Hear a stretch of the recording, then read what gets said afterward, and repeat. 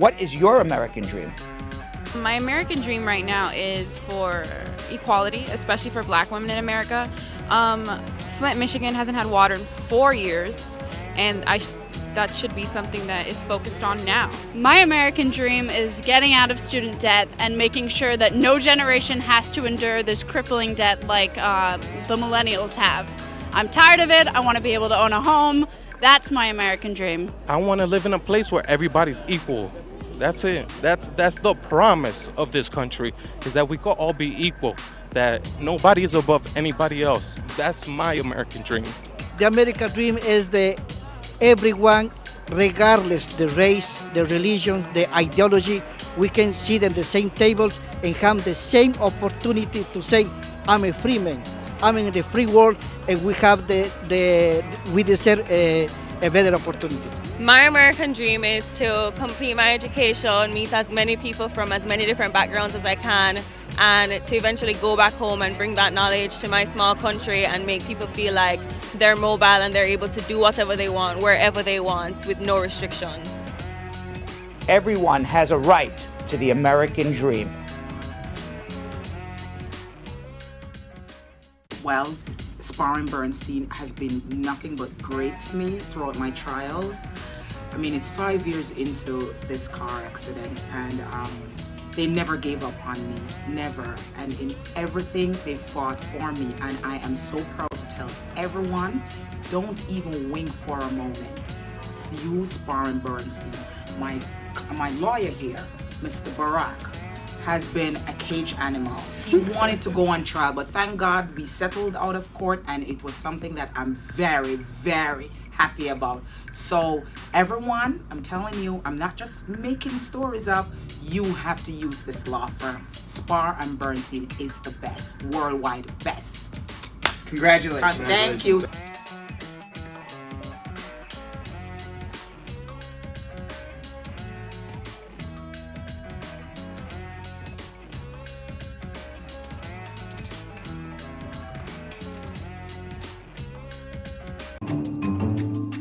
The outcome of your divorce could affect you for the rest of your life. If you don't have the right attorney, you could literally be paid through the nose forever. That's right, Brad. For example, did you know that half the money you put into your retirement during your marriage is up for grabs in your divorce? So a disagreement as to when your marriage exactly ended could cost you thousands of dollars from your hard-earned retirement fund. And let's say you bought a house together. Factors like who's paying the bills, who paid the down payment, and whether you're receiving rental income can all affect your settlement in huge ways. If you're having family law issues, if you're having matrimonial issues, you need attorneys who are going to fight hard for you. Call the matrimonial department, the family law department here at the law offices of Spar and Bernstein. This is an attorney advertisement. Prior results do not guarantee similar outcomes. And yes, we are here. It's the Brad and Squeeze Show, 5:30 p.m. And we are ready to rock and roll on the first day of February. Happy Black History Month to everybody. But remember what it really stands for, and we'll get into it as the show progresses. It's great to be in a country that is definitely fighting for equality, and Black History Month says a lot where that is concerned. Welcome, Mr. Bernstein, the attorney, who is going to be answering your immigration questions at 1-800-LAWLING. How you feeling? Great. How you doing? I am doing. You awake? You ready to go? 2 hours? Squeeze just said to me, he goes, this is 2 hours. What if I have to go to the bathroom? You got the Brad and Squeeze cup? Got lots of things, Squeeze. Yes, we do. I said, we can always take a break if you need to go. And you won't need to go? I won't need to go. I'm good. By the way, yes, it is Black. By the way, why is it not Black History Month 360? Why is it just the month of February? Shouldn't it be like 365 days? No, it is Black History Month every day. Mm-hmm. However, the month of February is just a day. I thought I heard someone in my No, you don't hear anything. Black History Month is just a month that they set aside so that we can focus on all the heroes and heroines who have contributed in fighting for equality where race, creed, color, religion, ethnicity is concerned. Very good. And very good, Squeeze. Excellent. Very good. Thank you so much. And earlier on 93.5 FM, I have been running quite a few speeches from Dr. Martin Luther King. Which ones? And, the I Have a Dream speech is what I really ran multiple times. And then I ran another speech that Denzel Washington gave at Dillard University called Above Inspiration, where it says put God first in everything. So it was a pretty interesting day on the radio. Got a lot of interaction. And, Good. You know, so Good. I'm glad. I also made it very clear that we would be here. Good. You know, on Facebook Live. Good. Okay, doing the Very good. Brad and Squeeze show. You seem very cerebral today. I've been up since 4 a.m. 4 a.m. doing radio. It's only 5:30. It's cerebral. You seem very, you sound very, I want you to know when you're in this mode, you sound, you're a smart guy because you went to Columbia. You sound extra smart today. Oh, so you're saying when I'm not acting humorous and carrying on and using certain adjectives. Not as smart as you are. But you are. I know you are. I'm just saying it doesn't seem, that's all. So you're saying that I have to articulate and speak eloquently to show my smarts. That's usually how people do it. Hence the reason why you say that British people sound smart. Smart. Correct. Thank you so much. Correct. But I know you're smart. I'm just making a comment. That's all. Last time I checked. By the way, last time I checked, you know, and I'm giving you a compliment. You went to a better university. I went to University of Michigan. You went to Columbia. In any book, they say Columbia is the better school than Michigan. School. So I'm not questioning your. Well, you know where a lot of our smarts come from. What? I think it has a lot. From life experience. I think it has a lot to do with genetics. And it also has a lot to do with life experience. I think it's more life experience than anything. And my smarts, I believe, really came from the streets. It's possible. You know, being so grounded by the experiences I have had in the streets and what it is I've gone through. You grew up in a lot of different areas, right? Yeah. What was the area that you grew up in that you feel that really made you? The Bronx. The Bronx. Yes. It was the Bronx, definitely. The Bronx. Over anywhere else. I was around good people. I was around bad people. I was around people who were in the middle. Right. I've been in the wrong place at the wrong time. I've been at the right place at the right time. Been through several experiences. I've been put through a lot of situations. Hence the reason why Black History Month is something very significant to me, because I have had racial profiling happen to me. I've had so many. I've been arrested. You have. You know. I am aware of that. Yes. You know, several things. So I know what it's like. You know. So thank you so much for What do you have to say? What do you think of Black History Month? And if you had to think of one Black individual who has truly contributed to, you always think of Martin Luther King. That's the first person. That's the first person that always. Rosa Parks. What about pops in my head? President Barack Obama. I do, but I think about the beginning of the civil rights. When not that Barack Obama didn't. A much deeper history. Yeah, because I think maybe in 20 years from now, because it's so close, I don't think of Barack Obama. I think of him as president before, and maybe because I'm white. I don't know, but I think of him as president. Then I think of him as the first Black president. Right. But maybe in 20 years, when I have more hindsight, maybe I'll think of him otherwise. But if you tell me when I think of Black History Month, and maybe because it's too close to where we are at this moment. But when you say, if you're like, my first reflex is Martin Luther King and Rosa Parks. Those are the first two people that pop in my head. Okay. What about people like Harriet Tubman?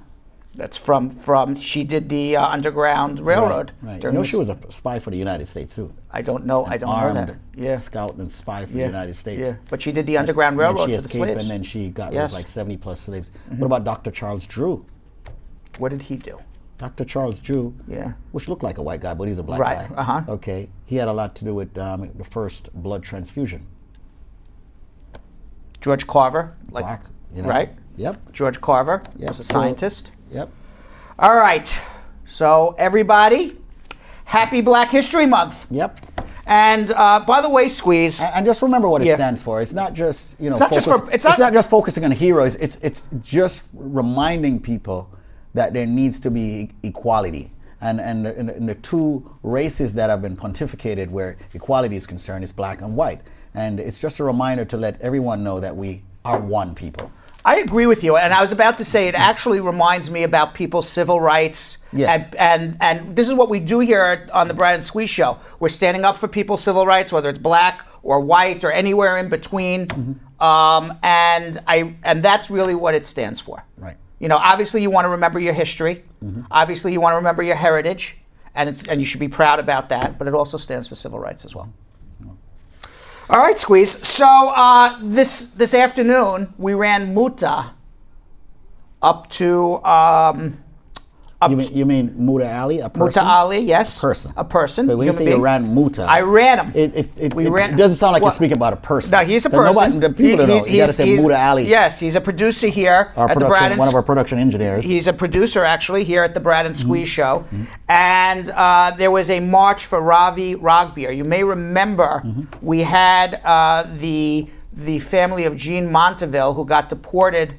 And many feel wrongly, although he did have an order of deportation, many feel, including myself, that he was treated unfairly by the Trump administration, and because of his outspokenness on immigration. And another gentleman who also got arrested, who has an order of deportation, Ravi Ragbir, also got arrested at the same time as Jean. He was released on Monday from federal detention following a judge's ruling that said keeping him behind bars was unnecessarily cruel. Ravi, I believe, is from Trinidad and is living here. He's an activist and is living here under an order of deportation. Jean Monteville, who was also an activist, he already got deported to Haiti. They were having a march for Ravi in Midtown.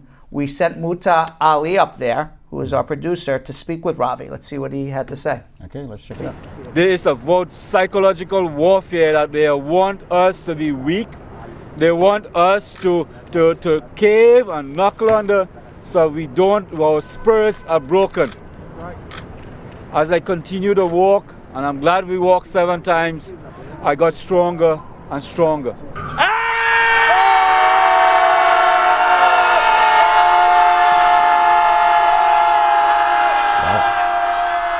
I didn't know I could scream that much. I have never screamed like that verbally. Inside I screamed a lot.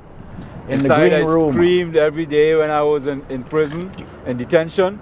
Inside I screamed for the last 12 years going through this. 18 years going through the whole federal system. It's been a long journey. People can help Jean Montrevel, myself, by doing what you saw happen today. There may not be many words said during this vigil, but there are many things that have been expressed, and they know that, and they are very sensitive. They are sensitive to what we are saying. They are sensitive to the fact that they think that we look at them as bad guys. Right? We look at them as bad guys. Yeah, and if you don't want to be a bad guy, don't do bad things. Right? Don't snatch people away from their families. Don't deport families. Don't go into their homes and take away a father. In this country founded on principles of liberty and justice, millions of our brothers and sisters live under unfair laws that discriminate against them. Millions of our families are divided and separated. Parents and loved ones are deported. We have come here to better ourselves. And if we are bettering ourselves, we are bettering our communities. That's a natural process. You know, if they remove us from the city will die. 2 to 3 million people are taken away from this community. This city will die, it will not function. And this goes for many cities. All right, so that was Ravi. I call it a very historic interview. What? I call it a very historic interview. What do you mean that? The fact that you were able to get him and get him on the show here and, all of that. Right, while it's happening. It was being covered by a lot of news. Yeah. We were first on the scene there, Squeeze. And by the way, I'm just Instagram storying and also Snapchatting so people can know more about us. And I want to say hello to all the Brad Squad, all the Team Squeeze that followed us here to the 5:30 show. There's too many people who've already said hello to us to go through everything. I just want you to know the first 2 were Tamika and Jeff Bossi, the first 2 to say hello on our new time. By the way, the telephone number to call right now to get your immigration questions asked and answered is 1-800 1-800-529-5465. That's 1-800-529-5465, 1-800-LAW-LINK. You can also leave your questions on Facebook. We're going to be joined by Belgium King, also known as Rapid Fire Kim, also known as Typhoid Mary. We give her a different name every day, and she's going to be joining us very shortly to be asking your immigration questions online that I am going to answer. 1-800-529-5465. There's a whole bunch of news here, Squeeze. Washington State is defying ICE. Guy got married 6 people to give him green cards, got arrested. But let's go to the lines. We can talk about that later. No, tell me about it. I mean, you can't just give me a headline and that's I'm giving you the headlines. We got a lot of you people leave me on hold. hanging. I mean, why even mention if you're going to leave me hanging? Because we got a lot of people on hold. All right, let's get to them. All right. Sari in Brooklyn. Sari. Sari. Yeah, hi guys. How are you? How are you? Good. What's up? You both are doing great, and I love your show. I have a question, please. Yes. Yeah, actually, me and my husband both came to USA 2 years ago to visit visa. Where are you from? I'm from Brooklyn. No, where are New you York, originally from? I know you're calling from Brooklyn. Where are you originally from? Originally from Pakistan. From Pakistan. Okay. Yeah. Me and my husband both came to USA to visit visa Right. 2 years ago, and then after that we applied asylum or protection case, and it's been 2 years. We didn't get our interview, and now we both are kids. Now we have 2 kids. Okay. US born kids.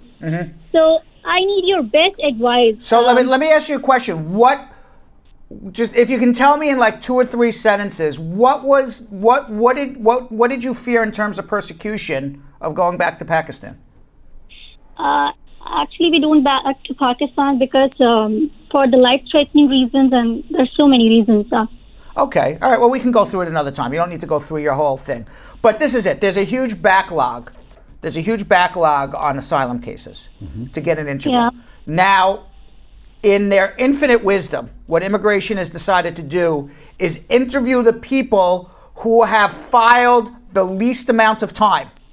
They're not doing it based on the people waiting the longest. They're doing it now based on the people who have waited the shortest.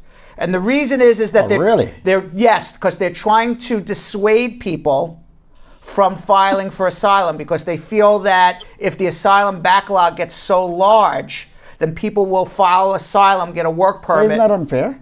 Of course it's unfair. Okay? Everything Donald Trump does is unfair. So the longer you're waiting for asylum, you are literally at the back of the line. Okay? So unfortunately, that's where they're at right it's like now. you're saying it's best if they refile it. No. Well, I mean, government's leaving them alone until they get an interview. But in other words, what the government is trying to do, I understand what they're trying to do. It's really not fair to everybody. But what they're trying to do is they're saying, you know what? There may be people who are filing fake asylum claims.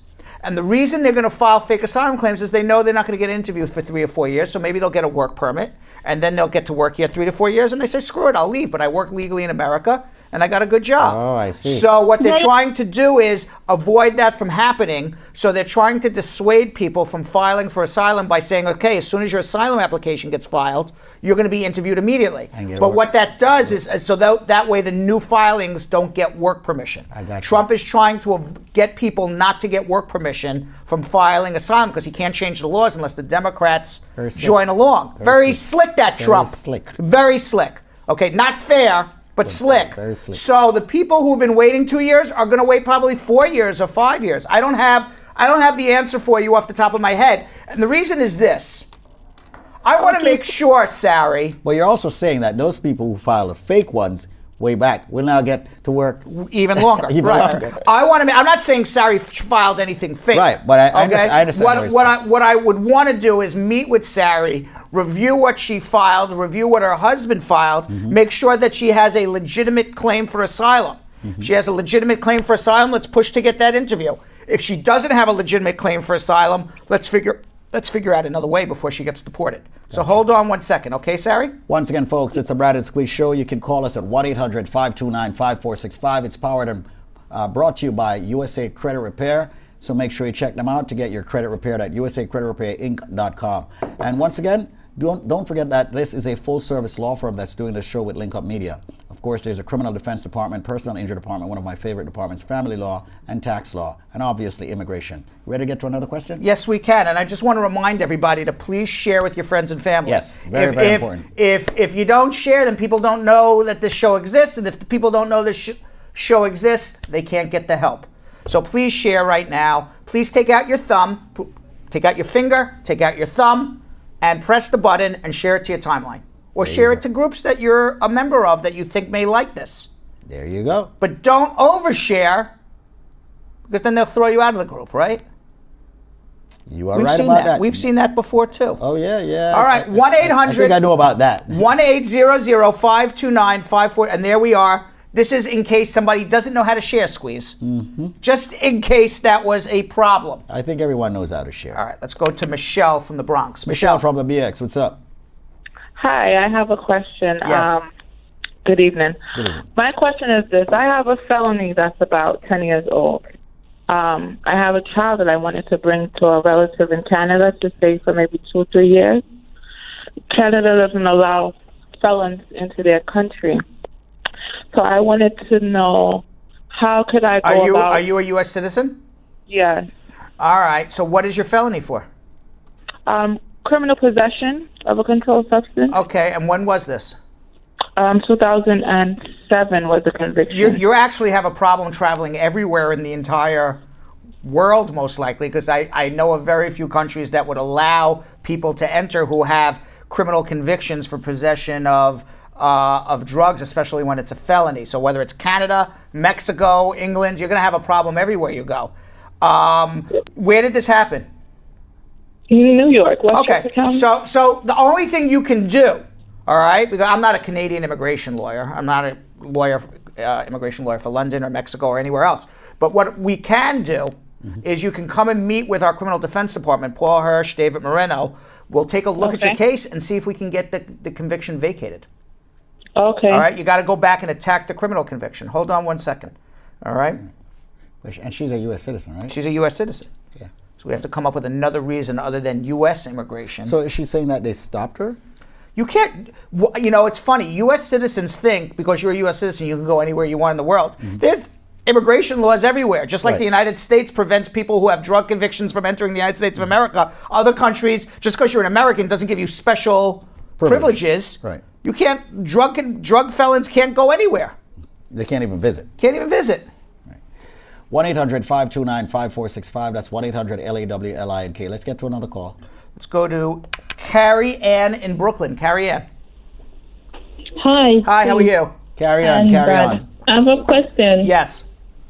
This is like my third time getting married, but the first time I went in and I failed the interview and they take my I-94. What happened at the interview? We went in and the guy, my husband, most of the questions, we messed up on the questions. And All right, they didn't believe it was a real marriage. Yikes. Yeah, they said the marriage was bona fide. Yikes. What happened the second time? I didn't send in anything. I just divorced because things wasn't working out. So this is the deal. Okay? You went for an interview and you muffed up the case on the first husband. The second husband we don't care about. Now the third husband, you're going in again. Okay? Yeah. I have to assume that all three marriages were real, legitimate, bona fide marriages, because if they weren't, you got a big problem. Yes. Right. Okay? Now, when you went for your first interview with your first husband, you messed it up. There's a big difference, Squeeze, and Carrie Ann, I had to go double check your name. There's a big difference between I wasn't able to prove that this is a legitimate marriage. There's a difference between I'm not able to prove that this is a bona fide marriage versus I messed up so bad that there is now evidence that this is a business marriage. And there's a fine line there, okay? So if they have evidence that this is a business marriage from your first time, or that it was something other than for love because you messed up so royally beyond belief, you're not going to be able to get a green card now on this case, okay? Now, on the other hand, if you went in And you know what? They don't know what happened, what the story is between the two of you. You just weren't able to prove it was a real marriage. Not that they have any evidence to say it was a bogus marriage. It's just they don't have no evidence one way or the other. Then that's a different story. I think what you need to do, without saying any more, is make an appointment to come see us and let us take a look at all of this before you proceed. Okay? Okay. Hold on one second. I don't mean to scare people, but someone's got to be the voice of reality here, Squeeze. Someone has to be. Right. Definitely. And we're already at 260 concurrent views. Hopefully we'll get to 300. So I want everybody right now to please Keep sharing, share this with your friends and family. I'm going to keep telling you until we get to 300. Absolutely. Once we get to 300, the balloons are going to come down. No, I think we should. Do we have balloons that are going to come I think we should down? get to 500. Let's get to 300 first. Let's not get carried away here. Calm down. We are going to get to I am calm, Squeeze. No, you're not calm. I am drinking. Relax. I'm relaxed. Do you realize that there are millions of people on Facebook? There are millions. Okay, so you're telling me that if we get 500 concurrent viewers at the same time, that's a lot? No. So we want more than that. Okay. So I'm just saying, let's get to 500, and then we can talk about getting to. Velma says get to 350 and she would be happy. Velma Gale. Velma says 350. Nah, I think the fact that we've invested so much in the studio and everything, we need to have more than 350 concurrent people watching us. No, Velma. So the best way to do it is share. Yes. Or yell out your window, hey, put on Facebook. Absolutely. That's the old-fashioned way, yelling out your window. Yelling out your window. Okay. Yes. The more concurrent way, the more current way, the more up-to-date way is actually sharing with your friends and family on Facebook. There you go. All right. 1-800-529-5465. That's 1-800-529-5465. Once again, ladies and gentlemen, make sure that you call us at that number to get your questions answered. Let's get to another question now, Brad, and then we're going to find our social media queen. Well, we Trevor. Hello. How are you, Trevor? I'm good. What's up? Yeah, I'm calling on behalf of a friend of mine. She our green card expired. Yes. And she wanted to travel in August to Jamaica. She put in for her her citizenship, but they haven't called her as yet. What in case they don't call her? What can she do to travel? Why can't she travel with a green card? No, the green card expired. So then just go down to USCIS and show them that you have a pending citizenship, and hopefully they will stamp a temporary green card in your passport with proof that you're leaving on traveling. Sometimes you'll find a jerk of an officer who will say, pay the filing fee for the renewal of the green card, and if you have to, you have to. But hopefully they'll save you the filing fee. But you got to make a USCIS. You don't just go down. You go and make an info pass appointment. You say go down where? Okay, let's start again. You make an info pass appointment. You go online to uscis.gov. You make an info pass appointment. You make an appointment to go down to immigration. Down, you live in Brooklyn, so I assume down would actually be up to 26 Federal Plaza in Manhattan. And then at that appointment, you bring proof that your citizenship is pending, you bring your old green card, and you bring some sort of ticket that you have a ticket to travel. I need to travel. Can you put a temporary stamp in my passport? They'll put the stamp in your passport, and then you could travel with that temporary stamp. Now, sometimes, depending on who you get there, they'll say to you, well, your green card expired, ma'am or sir, whoever's going in. You have to pay a filing fee. You'll get that like 1 out of 10 times just because they're being a jerk. At that point, you can do one of two things. You can pay the filing fee because you're there and you're already there, and just pay the filing fee, and then they'll put the stamp in your passport. Or you could leave, go back online, make a new info pass appointment, and pray to God you find a different clerk on the next time. Okay. All right. You have to do that when you buy the ticket. You cannot do it before you buy the ticket. No, well, you can do it before you buy the ticket. But if you do it before you buy the ticket, it's more likely they'll make you pay the filing fee. Okay. So buy the ticket. Okay. Give yourself enough time to go down to immigration. Okay then. All right. All right. Thank you, bro. You're very welcome. Okay. 1-800-529-5465. That's 1-800-529-5465. So Squeeze, we're going to get to Belgium, Kim, in about 2 minutes. We have Millicent, who's been waiting about 9 minutes online here. Okay. Let's take Millicent, and then we're going to get to our social media check-in, our rapid fire round, which is brought to you by, as always, USA Credit Repair. Yep. All right. Let's go to Millicent. Millicent. Hi, Brad. How are you doing? How are you? Hey. I'm good.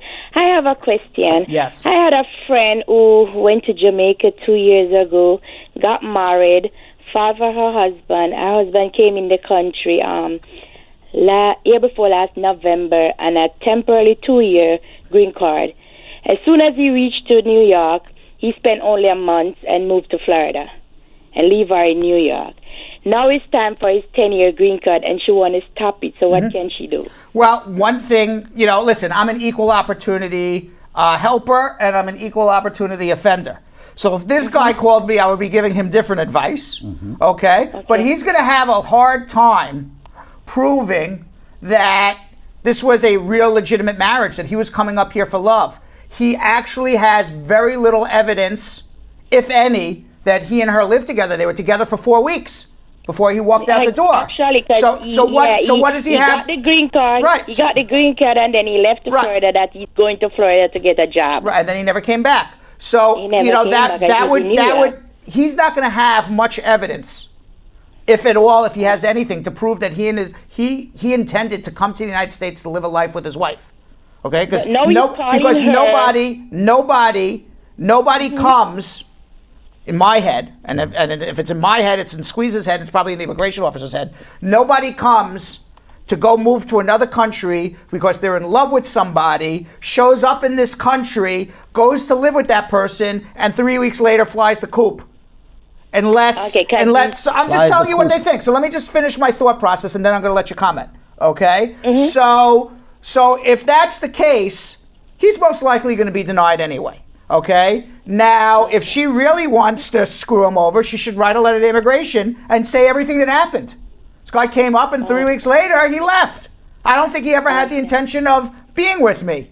And then what is he going to do? He's going to get a divorce from her and say, no, I did. But what evidence does he have? He's going to get screwed. We're at 303, Squeeze. Yep, 303. Here you go. There you go. Millicent, 303. What do you think of that? Yeah. So now he's calling her now because it's time for his to go for the second interview for the 10-year. All right. So Millicent, you're her friend, right? Yes. Okay. So this is what I would say. And Squeeze, you tell me if I'm giving bad advice. Okay? Fool me once, shame on me. Fool me twice. I'm sorry. Fool me once, shame on you. I got it backwards. Yeah. Fool me twice, shame on me. Yep. All right. So she'd be a fool. Exactly, right? that's what I'm trying to tell her. She would be a fool. Because I told her to report it to immigration. Of course you report it to immigration if that's what happened. I mean, she went through, just think about what she had to go through and do to bring this man here. She had to process an application, pay money, travel down to Jamaica or wherever he's from to have a relationship with this man. She thinks he's in love with her. She's traveled back and forth, spent a lot of her time and energy and money doing this, and he comes up in 3 weeks, leaves, without even giving it a try? Without even giving it a try? She went down actually every month for a weekend. Exactly. Without even giving it a try, this guy left in 3 weeks. So why would she now, after doing everything that she did, why would she go back and help him? And if she does help him, by the way, she would be lying and committing a crime. We didn't even get to that point yet. Because she's saying that the two of them are living together when they're not. Yeah, because he's in Florida and she's in New York. Yeah, she's in New York, he's in Florida. They're lying. Something's up. So that's my 2 cents. Tell her to watch Facebook because this is saved forever. That's what I told her. Okay. That's what I watch you guys on every single day. Yeah. Tell her to watch Facebook. Tell her to watch this show. It's saved forever. I've answered her question. Okay, no problem. All right, Thank you, Brad. You're very welcome. All right. Once again, folks, make sure you tune in. Spread the word. Share, share, share, share. That's what we want. This is the Brad and Squeeze Show. And of course, we're here to answer your immigration questions. Are we ever going to find Kim? Yeah, I don't know what Jeff Bossie means by I'm pulling a Bush Jr. What did Bush Jr. do? What's he even talking about? He did a lot of things. Which Bush Jr. are we talking about? I don't know which one, but he did a lot. I don't even know what he's talking about. All right, let's find Belgium Kim. Belgium Kim. The social media check-in, rapid fire. Yep. Where is she? She's at home in Harlem still, Squeeze. There she is. Hey, you're looking a little better today. How's the vacation? I mean, vacation. Sick, you know? Exactly. Yeah, she's sick. Right? Look at her. She seems very sick and smiley. Right? I'm glowing. Yeah. All you have to do is say, Brad, I'm sick, and you get a vacation. You don't have to come in. Right? I'm gonna try that. All right. So anyway, do we have some questions? We have some questions on Facebook. Oh, do we ever? Oh, do we ever? Do we ever? Yeah, because everyone has the time now to actually put this question. Right. There's no work issues and anything That's like right. that. Do we ever? All right. So all right. Let's do a few questions, and obviously this is brought to you by USA Credit Repair, and we're going to get into USA Credit Repair in a few minutes. But let's do some questions first, and then we'll get into some USA Credit Repair. Tash would like to know from YouTube, actually, can a parent file taxes for a child who has a green card but not living with him in the U.S.? The child's in another country but does have a re-entry permit. That's a tax question for Carmela. You're not filing taxes for a child. They're dependent on you. So I assume, I don't know where the dependency laws end in terms of tax returns. I assume it means that they're living in your household and you're taking care of them. But maybe that, I don't know the tax laws off the top of my head, but I would assume that doesn't sound kosher that they're living in another country and you're claiming that kid isn't dependent. Ione on but Facebook I'm not a would tax like to... attorney. And why am I doing this the whole time? You do it because it's Super Bowl weekend, that's why. Touchdown! No, you talk a lot with your hands. Yeah, I talk a lot with my hands. Someone thought I was Italian the other day. What? Yeah, because I talk with my hands. They thought I was Italian. They go, Mr. Bernstein, you Italian? I said, how many Bernsteins you know that are Italian, right? You know you're being stereotypical now. I'm just telling you what somebody told me. You're saying Italians talk with their hands. I'm also saying Italians wouldn't be called Bernstein. I know a few Italians that will talk to you with their hands. I'm sure they would. I grew up with a few of them in the Bronx. They'll talk to you with their hands. I'm sure they would, right. What? Did you say I talk with my hands? You know what? You're right. What's so funny about me? You think I'm funny, you know? All right, what's going on? With you. I was not going to touch that one. Yes. Ione would like to know, I have a 2-year green card and I put in for my 10-year. Do I have to wait until I get the 10-year before I apply for citizenship? Not really. Excuse me, not really. You can file for your citizenship if you're still with your husband and you're filing joint taxes and you have a economic relationship with him and you're sharing the same household with him. You can file 90 days before your 3-year anniversary of your conditional green card. When you go on your citizenship interview, they're going to interview you for both the removal of the conditions and the citizenship. I always think, unless there's some overriding reason why you feel, compelled that you need to be a citizen immediately, do it. Remove the conditions, then do your citizenship. It just seems like an easier process to me. But if you want to do it, go for it. You need help, come see me. Samantha asked, can a 10-year green card holder file for her boyfriend? And if so, how long is that going to take? 2 years, and maybe the 10-year green card holder should become a citizen. Then it would be faster. And I just spoke to somebody today. Okay, you know what? They came in. Just somebody today. Yeah. Just one person? Just one person. Okay. They said to me, she was from Poland actually. She came in to see me, and she said to me, She wasn't from Russia? Was not from Russia. She was from wasn't Poland. from Colombia? No. You sure? Positive. You positive? She was also not from Romania. And she wasn't from Lithuania? No. Okay. No. Not from the United States either. Not from the United States either? No. Okay, and what happened? So anyway, she wanted to marry her boyfriend, who was a permanent resident of the United States. Okay. And the boyfriend came in, and obviously they're in love or whatever, they're lovey-dovey, whatever it is. Mm-hmm. So he says, I don't want to marry her until she becomes a citizen. I said, why? Because she was about to file for a citizenship. Right. And he says, because it'll be faster when she's a citizen. Right. I said, no, it won't. I said, you get married now. You're obviously in love. You're living together in the same house right now. Mm-hmm. So it's just a piece of paper at this point. Let her file a visa petition for you. Let her get the I-130 approved. He entered without inspection through Mexico, so he's going to have to go home and do a provisional waiver. So I said, get the I-130 approved. Then when she becomes a citizen, now you're already at the provisional waiver part instead of starting to file an I-130 once you become a citizen, waiting 9 months, and then doing a provisional waiver. I said it's going to cut about 9-10 months off your waiting time. There you have it. And ladies and gentlemen, that's why you get an attorney. Yes, and by the way, Squeeze, Carol Anderson, the Tiger, wants you to remind me to say because. say because this is brought to you by USA Credit Repair. Because it's brought to you by USA Credit Repair. Say car. Say car. So anyway, Kim, This is a good stop. This is a good segment to stop, and then we're going to actually go into rapid fire. So stay tuned. Don't go anywhere, anybody, because in about 2 minutes, we're coming back to Kim to answer all of your Facebook questions. But it's a good spot to let everybody know that this entire show is brought to you by two companies. One is USA Credit Repair. The other one's obviously law office of Spar and Bernstein, which we talk about all the time. But we don't talk about USA Credit Repair enough. How come we never mention Bio? We're talking about it right now. Okay? So if you have credit, Squeeze is lambasting me for not talking about it enough, and I'm talking about it right now. Okay? You can't get any more lambasting than that. It's one thing if I didn't mention it. You go, how come you're not talking about USA Credit Repair? But I'm talking about it as we speak. And if you have credit under... Now that we have hit 300. Right. Now that we hit 300, we want to see everybody, turn off Facebook. So now... So now USA Credit Repair, if your credit is below 700, Squeeze, right? If your credit, tell me what they're going to do if your credit's below 700. First of all, I believe that everyone should actually call USA Credit Repair. I believe it too. Whether or not your score is above 700 or below 700. However, why? Because what if I know my score is above 700? Why do I need to call USA Credit Repair? Okay, because I'm playing devil's advocate. I know for a fact Brad Bernstein's credit score is above 700. Right. So I say to myself, I don't need to call USA Credit Repair. One.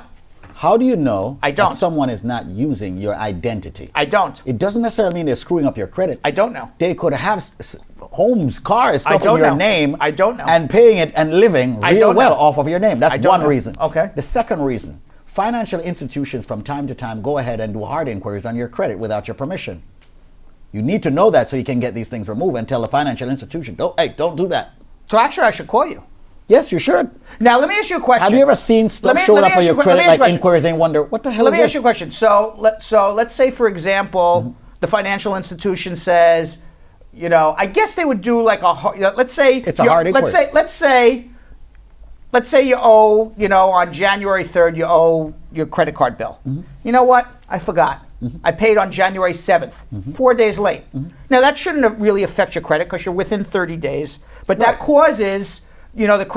the financial institution to check your credit to see what's going on. Are they allowed to do that? Yes, they are. And what do I do to prevent that? Well, it's very simple. One, it's hard to prevent it because they're going to do it. The fine print, right, on all these documents, that they emails, which we never read. But you're going to dispute it. But we're going to dispute it. And 9 times out of 10, we're going to win. Really? Yes. 9 times. That's because you're USA Credit Repair. Exactly. And we know what we need to do. Right. All right. So why don't you give the number out? All right. So right now, call 1-800.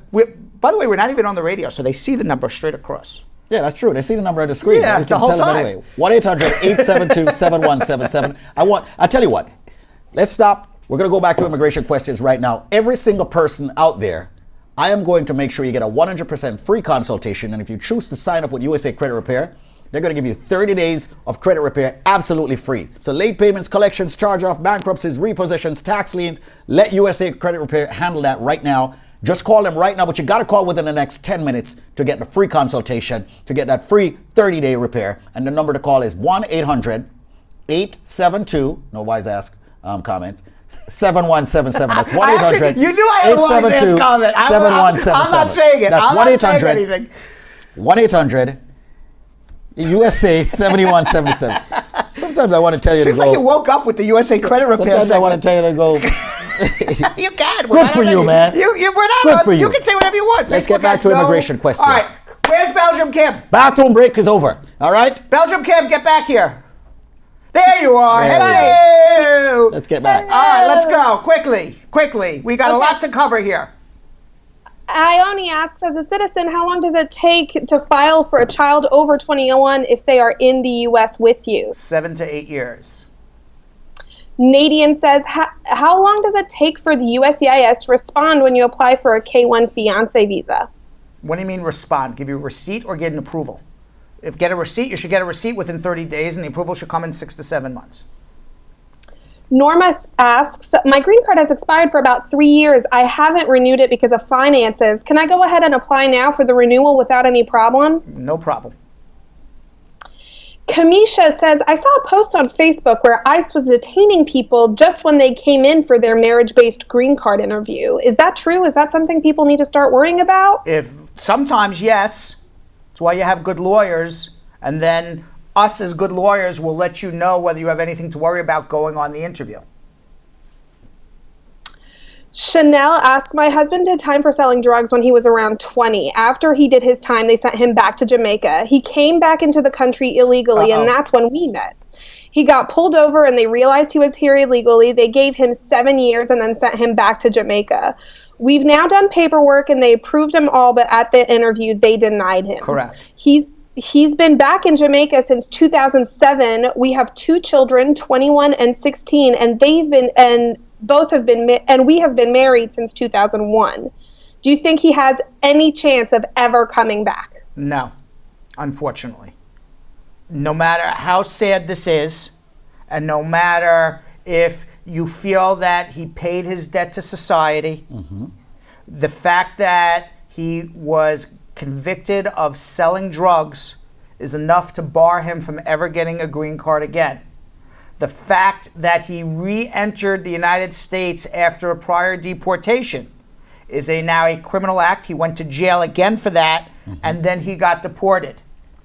He has 2 really solid reasons under the immigration laws to never ever get a green card, and there's no waivers for it. So under the laws as they are at this moment, the answer is no. Now, with that being said, okay, I just saw, because you're talking about marijuana, right. I assume, okay, San Francisco, okay, they are wiping out thousands of marijuana convictions dating back to 1975. And the DA's office announced that it will retroactively apply California's new marijuana legislation laws to prior convictions, expunging or reducing misdemeanors and felonies dating to 1975. So now, I don't know how the process of this is going to work. I just read this in, and Jill actually asked in the card here, how is this going to have an effect on people with their immigration cases? If it is as they are saying it in the newspaper, and I'm not a lawyer in California, but what they're saying is that they are going to retroactively apply California's new marijuana laws, meaning that if you have a conviction in 1975 for marijuana, we're going to retroactively apply it as if that conviction never happened. So it's like a vacator. So it's like it's being overturned. It's like a vacator. Then, and if it's going to act like a vacator, like how we vacate convictions here in New York, then that conviction never happened. If it's a situation more of an expungement, because it depends on how they're going to do this. If it's a situation more like an expungement that you were convicted, and then you were convicted for 10, 20 years, whatever it is, and now in 2018, we're going to say you are no longer convicted. For immigration purposes, there was a conviction for about 20 years until the expungement. That's still a crime for immigration. So in order for it not to be a crime, at least for those convictions that are in San Francisco, they have to go back in time and actually vacate the conviction. I don't know how they're going to be operating and doing this, the actual mechanism that they're going to be doing. But it'll be interesting. I'm going to ask somebody to look it up, and we'll come back on another day. That'll be very interesting to see. And talk about it. And the other thing is this. It's only, even if it's vacated, it's only going to help people who have possession, not intent to distribute. Because we have intent to distribute, it's a whole different ballgame. Because under the immigration laws, if you are barred from getting a green card, past, present, or they believe you have the intent to distribute drugs in the future. So even though the conviction was overturned, there's evidence that you were distributing drugs, selling drugs. It doesn't matter. Let's continue. What does that mean? Namaste. Yes. I'm pretty knowledgeable, huh? You are. Pretty knowledgeable. Yeah. I mean, although Jill was telling me not to cover my mouth, I'm like... Yeah, pretty knowledgeable, despite the fact that... She just gave it a finger all the way from the other room. Despite the fact that you want to knock me over the head all the time. Hey. All right. What else? What else we got, Kim? Let's get some more questions. Can we get rapid with the questions? Yeah, let's get rapid. Like real rapid, like let's real fast. Like, bum, bum, bum, bum. As Badu said, boom, boom, boom. Yes. Bada bing, bada boom. Junior wants to know, if I filed my application and I was in a detention center in Alvarado, Texas, my deportation officer told me I can go home and wait until my application gets approved. but I'm confused. I need some answers. I came here on a crew visa in 2012. I have 3 kids and am married. Why was he in detention? We don't know why she was in detention. It depends why you were in detention. I need to know more. Why were you in jail? I'll tell you what. Call this number right now, 1-800-529-5465. Set up a one-on-one consultation with Brad. Next one, Kim. Hopton asks, I was deported in 2007 for traveling on a wrong name. I'm married to an American man. Can I reapply or do I still need to do a waiver? You need 2 waivers. One for being deported at the airport and the other one for lying. So 2 waivers. So the answer is yes, get married, but you're going to need 2 waivers. And one more thing, and I'm not an attorney to tell you this. You will need an attorney for that. All right? Professional advice. And by the from way, me. Squeeze, we've been hovering around 300 to 310 for the last 15 minutes. Do you think that we can get our Brad Squad and Team Squeeze to share just a little more to get to 350? Absolutely. Do you think we can do that? Absolutely. Can you please ask them to? Yes, please. Okay? I need for you to share. Share. Share. Sunny. Share. Sunny. Share. Share. Nobody, I'm the echo. Nobody. I'm a very ambitious man. In everything I do, no matter what it is I'm doing, I'm ambitious.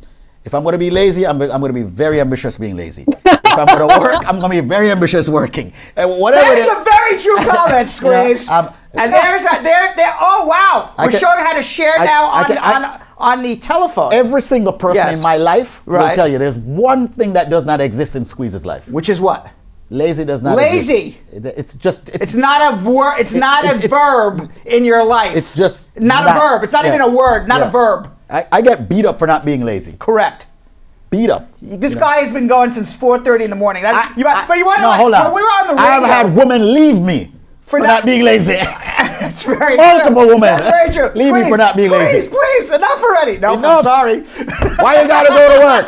Why you gotta do this? What? Squeeze. I need more quality time. Squeeze. I need to sleep already. So listen, the Brad Squad and Team Squeeze, they're not lazy.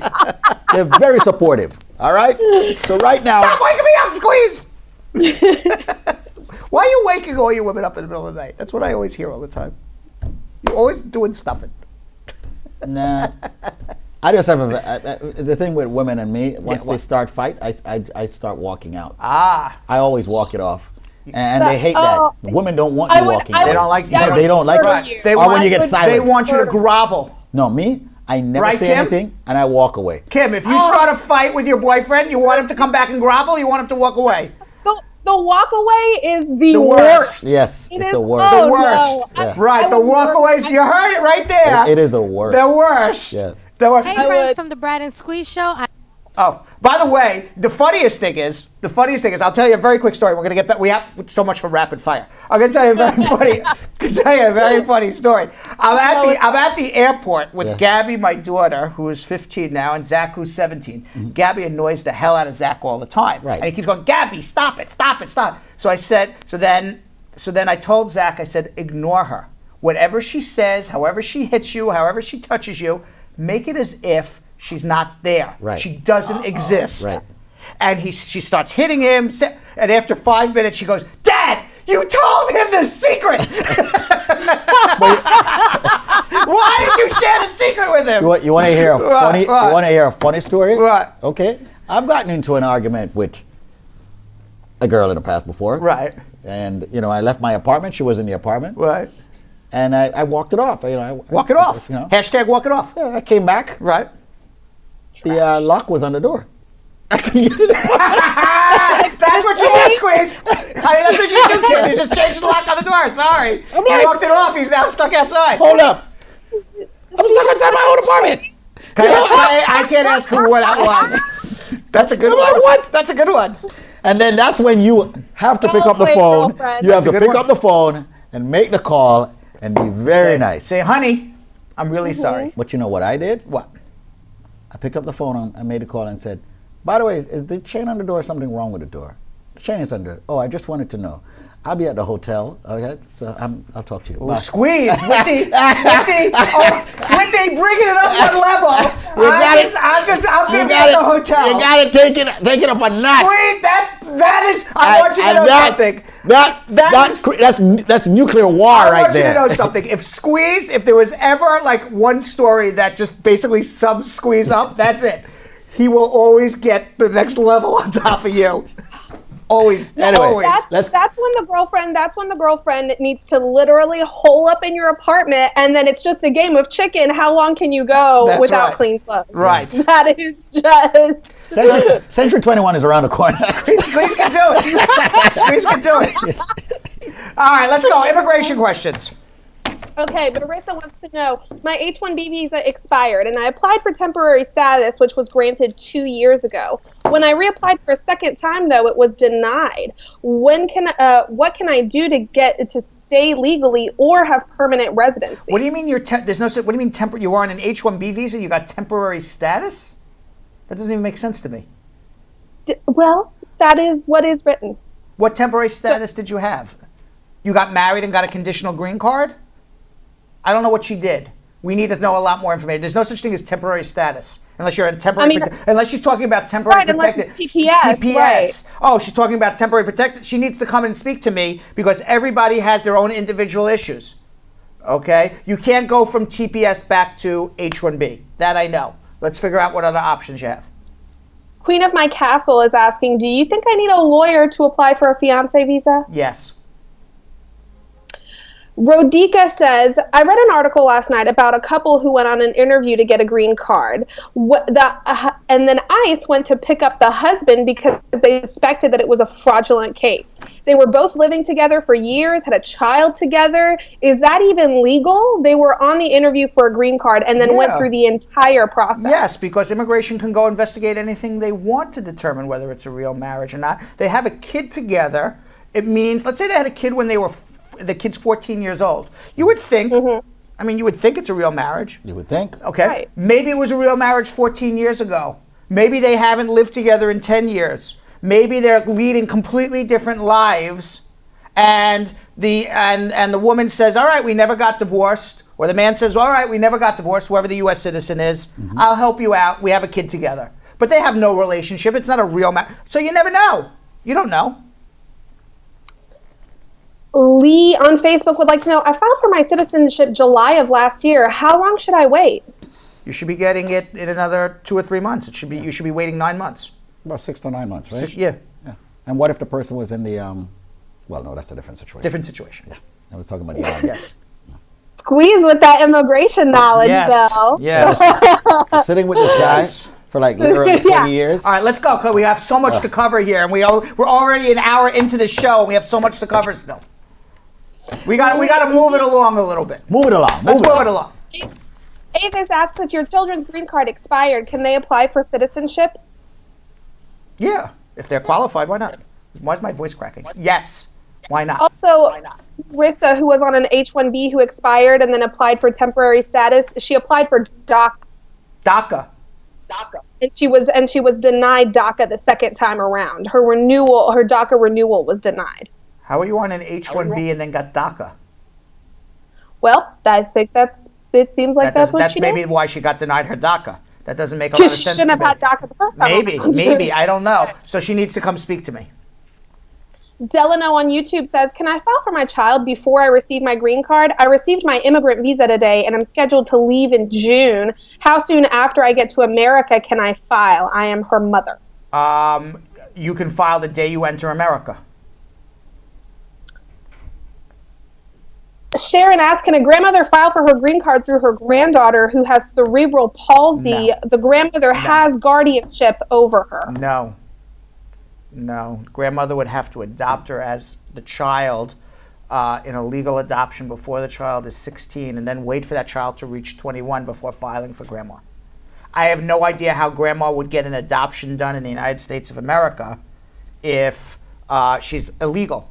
The judge isn't going to allow the adoption to occur, so that's not going to really work out. Paul says, I'm from Northern Ireland, and the immigration in Dublin and England is crazy. London is 60%, and they don't even need a visa or a green card. What do you mean London 60%? What does that mean? I don't know. I'm assuming 60% immigrants, but I have a feeling like that can't be correct. Okay, it's possible. Plus, when they get there, they get benefits. Is it like that in America? Is what like what in America? Basically, is America the 60% immigrants? No. No, the question is, does America take care of its immigrants the way that the UK takes care of its immigrants? Is the real question, reworded. I don't know how the UK takes care of their immigrants. I can tell you that for people who come in family-based immigration, the family member has to sign it, who's sponsoring has to sign an affidavit of support that if the U.S. government helps in any way with this family member who comes for the first 10 years they're in the United States, the U.S. government can turn around and sue that family member for not taking care of that person. So the U.S. government will not allow somebody to die on a street of starvation, but what they will do is, after they give the person food stamps, go after that U.S. citizen who was supposed to give support and didn't. Nadine asks, can a mother file for her children and grandchildren before applying for her own citizenship?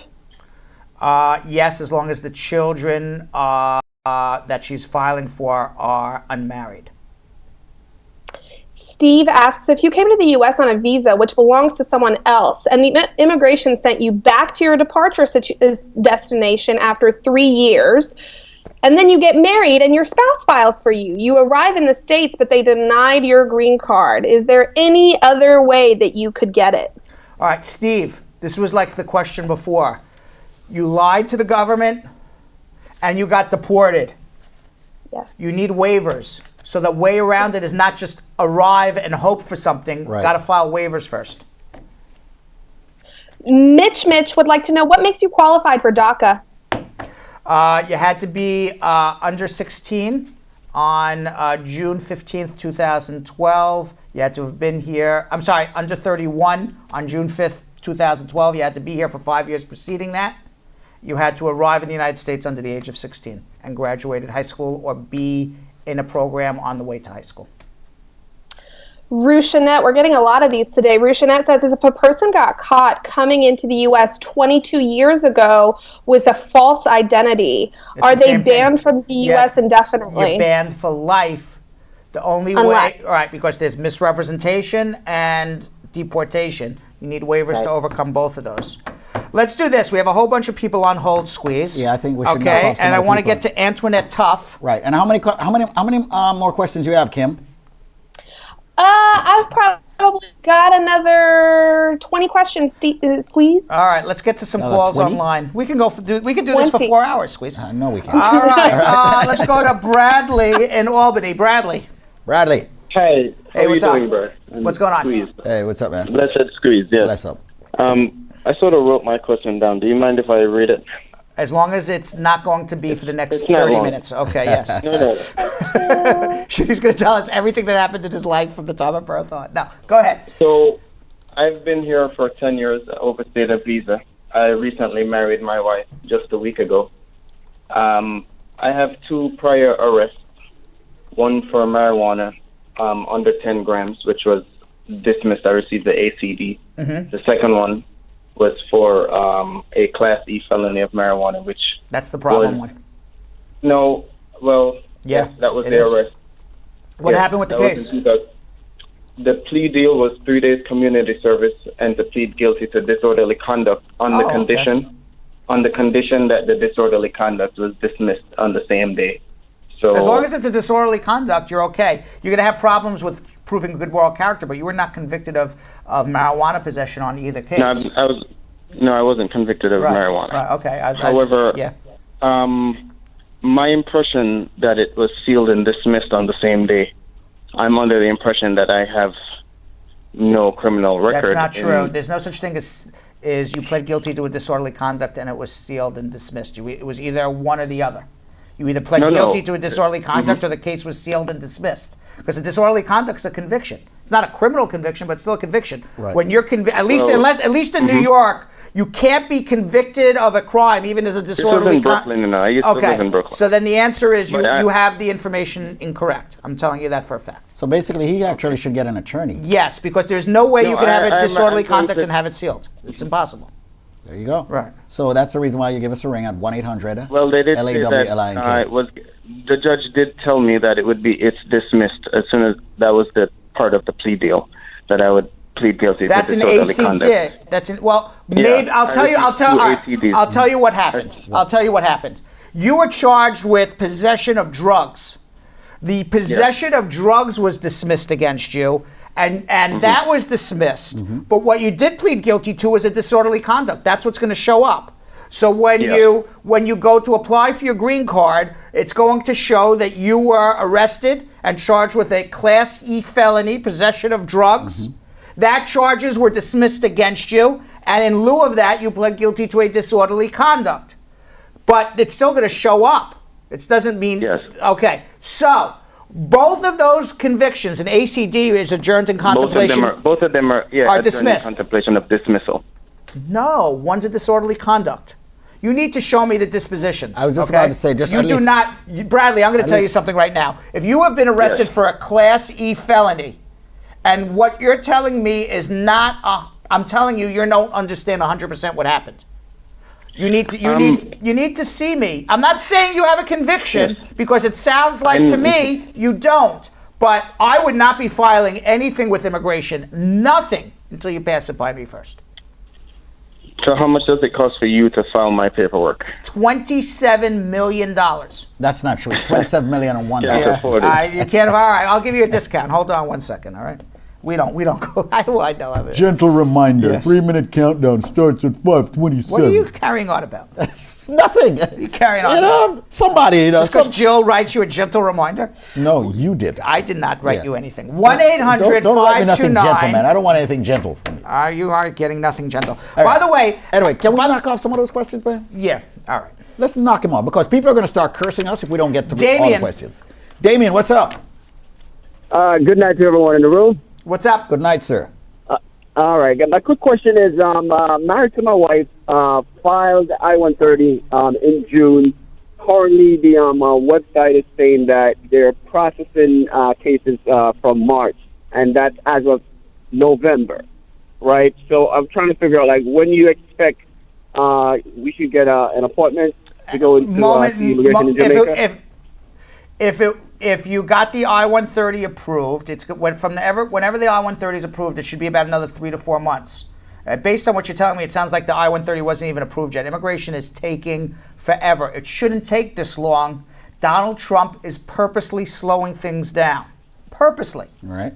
Okay? Right. So the only thing I could suggest to you is bring that papers into me. It's not like I can put a gun to somebody's head and make it go faster, but I will make sure it certainly doesn't go slower.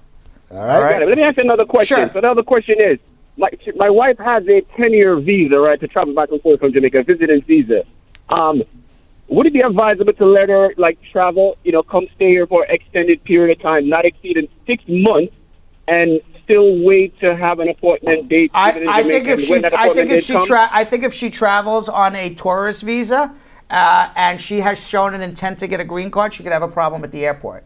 So I don't think that's a great idea just doing that randomly, because even though you're telling me she does not have the intent of living here, what they think at the airport is what matters. It's not what you're telling me on our show. So hold on 1 second. Hang tough. 1-800-529-5465. Next call, Brad. Mark in Queens. Mark, how you doing? Quickly. We got you. We're ready for you. Hey, thanks a lot for tuning in, man. Right. All right? Yeah, I have a question for you. I filed an I-130 petition for my mom in December 15, and I didn't receive the receipt that they received. how do you know they received it? You don't registered at the post office. I'm sorry? I registered at the post office. Okay. So they got How did you pay the filing fee? I buy a money order. Okay, so what, you bought it at the post office? Yes. Okay, go back to the post office and ask them to trace the money order, make sure that money order was cashed, and ask for a copy of it. It'll take about 2 weeks or so. when they get the copy of the money order, immigration will write the case number for your mother on that money order. You can then follow up with immigration because you got the case number. Obviously, the receipt got lost in the mail. Got it? And if you have problems, come see me. All right, let's go to Melissa in Virginia Beach, Virginia. Melissa. Hi, Brad. Hey, Hi, what's Steve. up? Hello there. How are you? Good. What's going on? Good. You like this time here? I messaged you earlier, and it seemed like you didn't understand the question I was asking. Maybe I didn't. I like to think I'm smart, but I'm not the smartest guy. I like to think I'm smart. I think maybe how I worded it, Okay. it was somewhat confusing. All right, so tell me what it is. I came in initially on a student visa, and then I had my H-1B visa for 6 years. Right. I was supposed to be hired and get a green card through my employer, but Right. they reneged at the last minute. Okay. So I ended up being out of status. Uh-huh. I was able to get an attorney in Virginia Beach, and they filed for something called deferred action. It wasn't DACA. It was just deferred action. I received 2 years, I guess it's temporary status, which was eligible for renewal every 2 years. Okay. I reapplied last year, January, and I just received a rejection notice. Yeah. What was the reason why? What was the reason why they asked for this? Yeah, one of the conditions on the application was for the health of my son, who at the time was 17. He's under care with the doctor. What's wrong with him? He has, I guess it's called FSGS. I don't know what that it's a kidney disorder. Okay, now I understand. So he has to see a specialist. Now I understand. I'm originally from the island of Grenada. Okay. Now, what's happening with your son's health? How is he doing now? He is still, he does not go to see the doctor as regularly, but he still, according to the doctor, has to see the doctor for the rest of his life because there's not anything that can be reversed. And how old is he now? Because he was 17 2 years ago. He is now 19. When will he be 20? He will be 20 next January. Where are your parents? They're in Grenada. Where's the father of this boy? In Grenada. So it's just you and him? He is actually Canadian. The father. It's just you and him? No, my son. Oh, he's not a U.S. citizen? No, he's Canadian. I'm Grenadian. Wow. You got lucky on that deferred action. I don't have the answer for you because I was thinking he's a U.S. citizen and they weren't going to allow the mother to leave a U.S. citizen who's going through kidney. I have U.S. citizen kids. So. All right. This is what you need to do. Hold on. We're not going to solve your problem on the show. I need to see what this lawyer did. Hold on 1 second, okay? Very important. All right. And every time you see someone else other than the law offices of Spar and Bernstein, it's extremely important that you truly get a consultation, especially in person. All right. You know, Squeeze, we hit 340, but we didn't hit 350. Be patient. I'm a little impatient, as you know. I know. All right. Can you ask them to share one more time? I use another word, which gets you pissed. I know. Can you ask them to share one more time, please? I'm asking you to share one more time, please. All right. That's it. I'm asking you to share. Damn it. Yeah. That's what Squeeze. Yeah. And I got a question for Kim, but I'll take care of that. All right. All right. So let's go to Jody in Brentwood, New York. Jody. Hi. Hi, Jody. Hey, Jody. How you doing? What's up? How you doing? How you doing? What's up? I'm trying to hang in there. Me too. I really do have a question. What is I it? put it on Facebook, but I haven't heard it. Okay. So I'm gonna say it over the phone. Go ahead. So I filed my documents last year. I'm just waiting for the work permit as well as my travel document. My grandmother had passed away last week, Friday, and I really wanted to go to the funeral, which is going to happen on the 18th of February in Jamaica. But I was wondering what to do. What did you file? What did you file for? I filed for my green card. Okay. How are you filing for your green card? Well, I got married. Okay, so you did an adjustment. Me and my husband. You filed an adjustment. Yes. Okay, so what you want to do now is go online to uscis.gov, buy a plane ticket, get the death certificate of grandma, prove that it's your grandmother, because on the death certificate, I'm sure you'll have to get your mother's birth certificate to show grandma's her mother, or whatever it may be. Prove the relationship between you and grandma. Show the death certificate, get something from the funeral home saying that the funeral is February 21st, buy a plane ticket, and if you go down to USCIS and speak to somebody, they'll give you an emergency advance parole to travel. So One more thing. Yeah. Will this also affect my children because they're citizen? I have triplets and they're citizen here. No, it has no effect on them. No, with me bringing them with me. No, because you have advanced parole and they have U.S. passports. Okay. All right? All right. Alrighty. All right. And if you need help, hold on. Okay? All right. Let's go to who are we going to go to? You want to go to Athens, Georgia, or Queens, New York, Squeeze? I'll give you the choice. They've both been waiting equal. Equal? Yeah. Let's go to Queens, New York. Queens, New York. Maria in Queens, New York. Maria. Hold on. Maria. Hello? Hello, Maria. How are you? Good evening. How are you? I'm good. I'm calling because I had a question for you. What is it? Candy Anderson asked me to refer for you, and Candy Anderson asked you for what? For the about for question because I had this kind of marry, okay? And what is the better?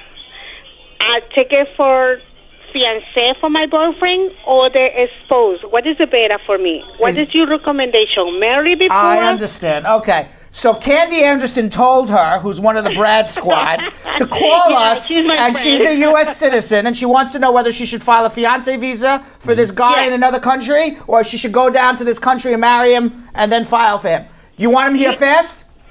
Yes. Fiancé He's visa. living in Dominican Republic. Fiancé visa. It's faster than going down to marry him. Correct. All right? So file the fiancé visa. Hold on 1 second. We can help you. okay. All right. There you go. All right. All right. Once again, folks, the number here is 1-800-529-5465. It's 15 minutes before the hour of 7. Yeah, I just wanted, because it was like a good segue, and I'm sorry to interrupt you. I want to ask you a question. What? I give you some ideas and opinions at times, right? Of course you do. And you do the same, right? Yes. So we had started a credit repair show at 6 p.m. I'm trying to figure out, when do you think I should do my credit repair show now? Just your opinion. No, give me an idea. I need to know.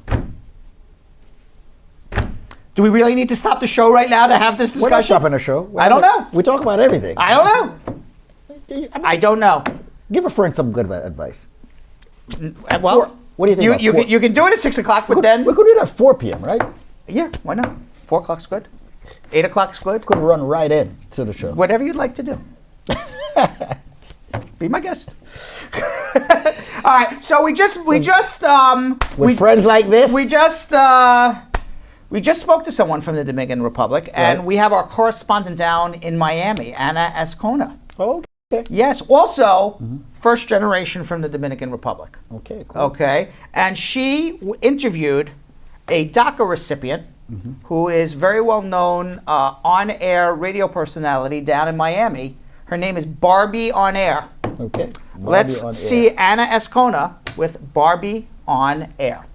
Hey friends from the Brad and Squeeze Show, I'm Anna Azcona, and every week I'll be bringing you success stories from immigrants and first-generation Americans like you and I. This week I have a special guest. She's a radio personality from El Nuevo Sol 106.7 FM in Barbie On Air. Thank you for joining us today. No, thank you, Anna, for inviting me. I'm super excited to be here with you today. Where are you from? Where's your nationality? I'm Venezuelan. And what was your process coming into the United States? Like, how did you migrate here? I came when I was 7 years old. My mother had already came here for a year. My dad was in the military, so we got our visas approved very quick. And once she came here, she decided to bring me. She thought it was a better opportunity. What was it like when you overstayed with your visa? From 7 to 18, it didn't really hit me at all. I was going to school, I learned English, I had my friends. I really had anything to worry about, but it really did hit me, and I started feeling the pressure once I got out of high school. What was the process of becoming a dreamer, or what are the qualifications you need to have to be a dreamer? During this whole year at high school, I honestly went into depression because I didn't know what to do with my life. Then they passed the DREAM Act. And while the process started as, you have to do your paperwork, you have to pay a $495 fee. But the most important thing is that you can't have a record. You have to graduate from high school, and you had to be here before the age of 15, I believe. You do your paperwork. I did it with my lawyer, but I prefer to go the safe way instead of doing it myself and messing something up. Since the decision hasn't been made yet for dreamers, how has your life changed knowing that, any day they can take it away or leave it? Like, we don't know what's going to happen. I feel like my future is depending on a man who doesn't even care about my future. It's really hard. Sometimes I wake up and I'm like, should I even go to work? Should I even like bother working so hard for my future here if I might get kicked out any minute? Before coming to the United States, I know you were young. Did you have like an American dream or a vision of something you wanted to do? Well, my dream was always to do what I'm doing now, which is the broadcasting. Ever since you were 7? Yeah. Yeah. I mean, I wanted to be like a singer, but that didn't happen. No. That didn't happen, but, you know, along the sides, I've always wanted to be like on TV or radio and stuff. So, yeah, that was always my dream. Either Venezuela or wherever I go, I'm always going to follow my dream. Here, if you set your goals, if you work hard, you know, and you do what you need to do, you follow the rules, you do get the opportunities that you need. Familia, por aquí tu chica Barbie on air contigo por el nuevo Sol 106.7. Happy Sunday, fun day, baby. Oye. Barbie, thank you so much. We wish you much success in your journey. Of course. Thank you for having me, the Brat and Squeeze show. This is Barbie on air. Love you guys. All right. Another Barbie on air. Barbie on air. That's what she's called. Just like your Squeeze. Squeeze on air? That you're not Squeeze on air. You're just Squeeze. Everyone has their own name. Barbie on air. That's very interesting name. Go to Natalie in Florida. Can you do rapid on those? What? We're going to try to go. Natalie in somewhere in Florida. Natalie. Hi, good evening. What's happening? Hey, how you doing? I have a question. Hi. Go ahead. Before my husband before I got separated from my ex-husband, he had his address. He had his mails going to my mom's address, and he don't live there. But she has a condo, and me and my husband was going to stay with her. My present husband is going to stay with her until we get our own home, and I'm planning to file for my green card. But I want to know if I can use that address that he used to use. But you're not living with him, are you? No, I'm not living with my ex-husband. I'm living with my husband right now with my mom. We're staying at her condo until we, fine. If that's where if that's where you're living with your husband, yeah, use the address where you're living. I didn't understand. Absolutely. Okay, but my husband sometimes has mail coming to this address. To which address are we talking about? My mom's address. Why is your current husband? Well, that's his problem. Okay, I just wanted to know if it would affect me and my ex-husband. You can't worry about what your ex-husband's doing. If you and your current husband are living there in your mom's home, that's all that matters. Okay. Okay? Hold on if you need help. Let's go to Denzel in Philadelphia because Squeeze wants to go fast. Yeah. Denzel. Thank you.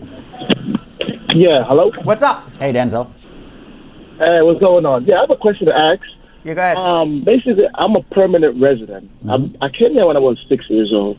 I'm thinking about turning basically a citizen. But I live in Pennsylvania, and I'm originally from New York. Could I able to do the citizenship anywhere I want to do the citizenship? Or I got to do it in the state that... No, you do your citizenship in any state you're living for more than 90 days. So if you're in Pennsylvania for more than 90 days, that's where you do your citizenship. The only rule is you got to be living in the state where you do your citizenship for 90 days prior to filing. It's the only rule.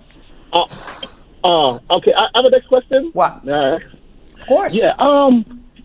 Basically, when I was younger, certain things happened in my life or whatever, but I never got convicted of anything or whatever, right? Because it was my environment I was living in or whatever. Would that affect anything while I gotta go get my citizenship? That you were never convicted of anything? That's good. No, I was never. I was in trouble, but I was not convicted. What do you mean you were in trouble but not convicted? Like, do you mean when you say you were not convicted? Does that mean you never went to jail? I never went to jail. Basically, they doesn't mean you're not convicted. Correct, Squeeze. Well, you can get convicted for a traffic ticket. Correct. All right. All right. I'm talking about I went got this marijuana possession. But it wasn't. Basically, they had put something on my file and said 3 months of behavior. It would seem like it would never exist or whatever. You know what, Denzel. Denzel. Let me make this suggestion to you. Yeah. Okay? Listen to Brad. You have gotten in listen some to trouble. The attorney. You have got. Thank you, Squeeze. You have gotten yourself in some trouble in your lifetime. Okay, I'm not aware of anything that says They planted something on you. You were forced to plead guilty, and the judge said nobody will see this in 3 months. No, I never plead guilty. Whatever. Okay, let me make this suggestion to you. Listen to Brad. Before you file your citizenship, it is worth every penny that you're going to pay for a consultation. Even if you have to drive from Philadelphia, bring all your criminal records. Let's take a look at what happened before you do anything. I don't have no criminal record because I was able to obtain a gun permit. I was able to obtain. Listen to me, man. Like so, Squeeze, can you explain? Listen to me. Listen to me. Explain it, Squeeze. Listen to me. Yeah. Go ahead. Sorry. You're not an attorney, so do me a favor. Just spend some time. Do a consultation with Brad. Let him take a look at your disposition. That's the reason why he went to law school. I hear what Denzel's saying. Denzel is under the belief that he has never been convicted of a crime. And you know what? It is most likely that Denzel is correct. I'm not saying you're not correct. Right. I'm not arguing with you. However, there could be a 10 or 20% chance that you believe you have never been convicted of anything, yet you have. And when you go into immigration, it would be really shocking to you to find out that you have a criminal conviction and they're putting you in deportation. I don't want that to happen to you. So what I'd like to do is, before you file your citizenship, since you have a whole bunch of arrests back in the day that you believe are nonsense and that you believe you have not been convicted of, what I am saying is better to be safe than sorry, and that you should come in, and even if you don't have these records, we can get them for you. And guess what? And guess what, Denzel? When you apply for your citizenship and you go for your interview and you don't have the records of every arrest ever in your lifetime, your citizenship's denied. So you're going to need to get this anyway. Oh, okay. All right, hold on.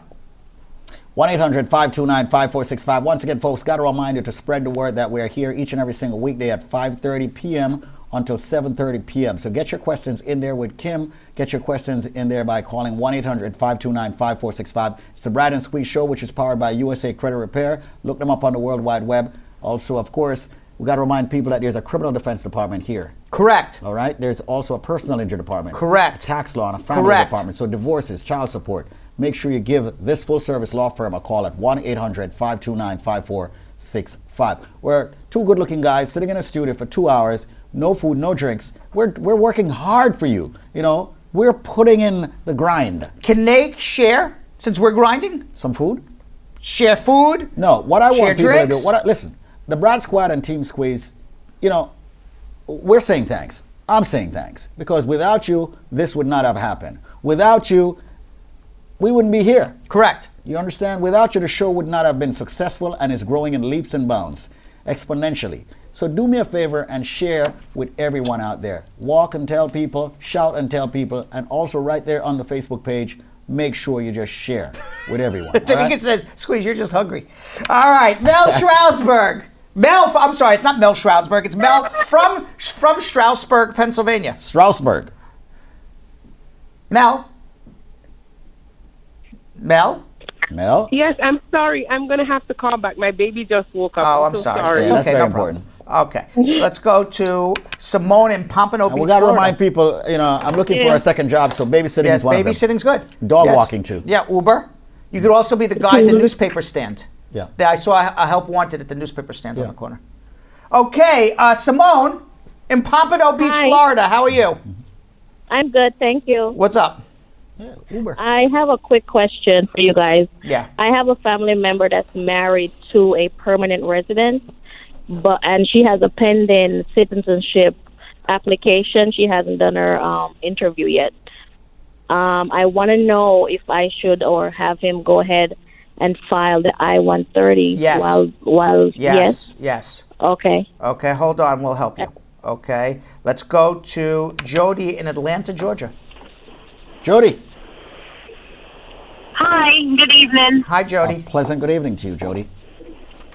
Okay, I have a question for you guys. Go ahead. My mother is trying to adopt my 11-year-old cousin, and parents are stripped of their rights, so much so that she had to bring him to the embassy herself in Jamaica. Now, when she went there for him to get a visa, they told her that she had to get an IR4. All right. So did she adopt this child? She hasn't adopted him, no. Good. She's the legal guardian. Good. Right now. Good. Where is the biological mother and father of this child? They're in Jamaica. And where is this child living right now? In Jamaica with his father. With the father. Okay. So you can't do an adoption right now because the child's living with a parent. All right? The way you bring a child up, different countries are different rules. Okay? We're talking about Jamaica right now. In Jamaica, you got to bring a child up to the United States and do an adoption here. She is not going to get a visitor's visa to do it. You have to get an orphan petition to bring a child up to America and do an adoption here, and then the child will become a U.S. citizen. This all has to be done before the child turns 16. The child has to be orphaned. There's a mother, there's a father. Even though this woman in America has guardianship, she has the child living with the father. The child is not orphaned.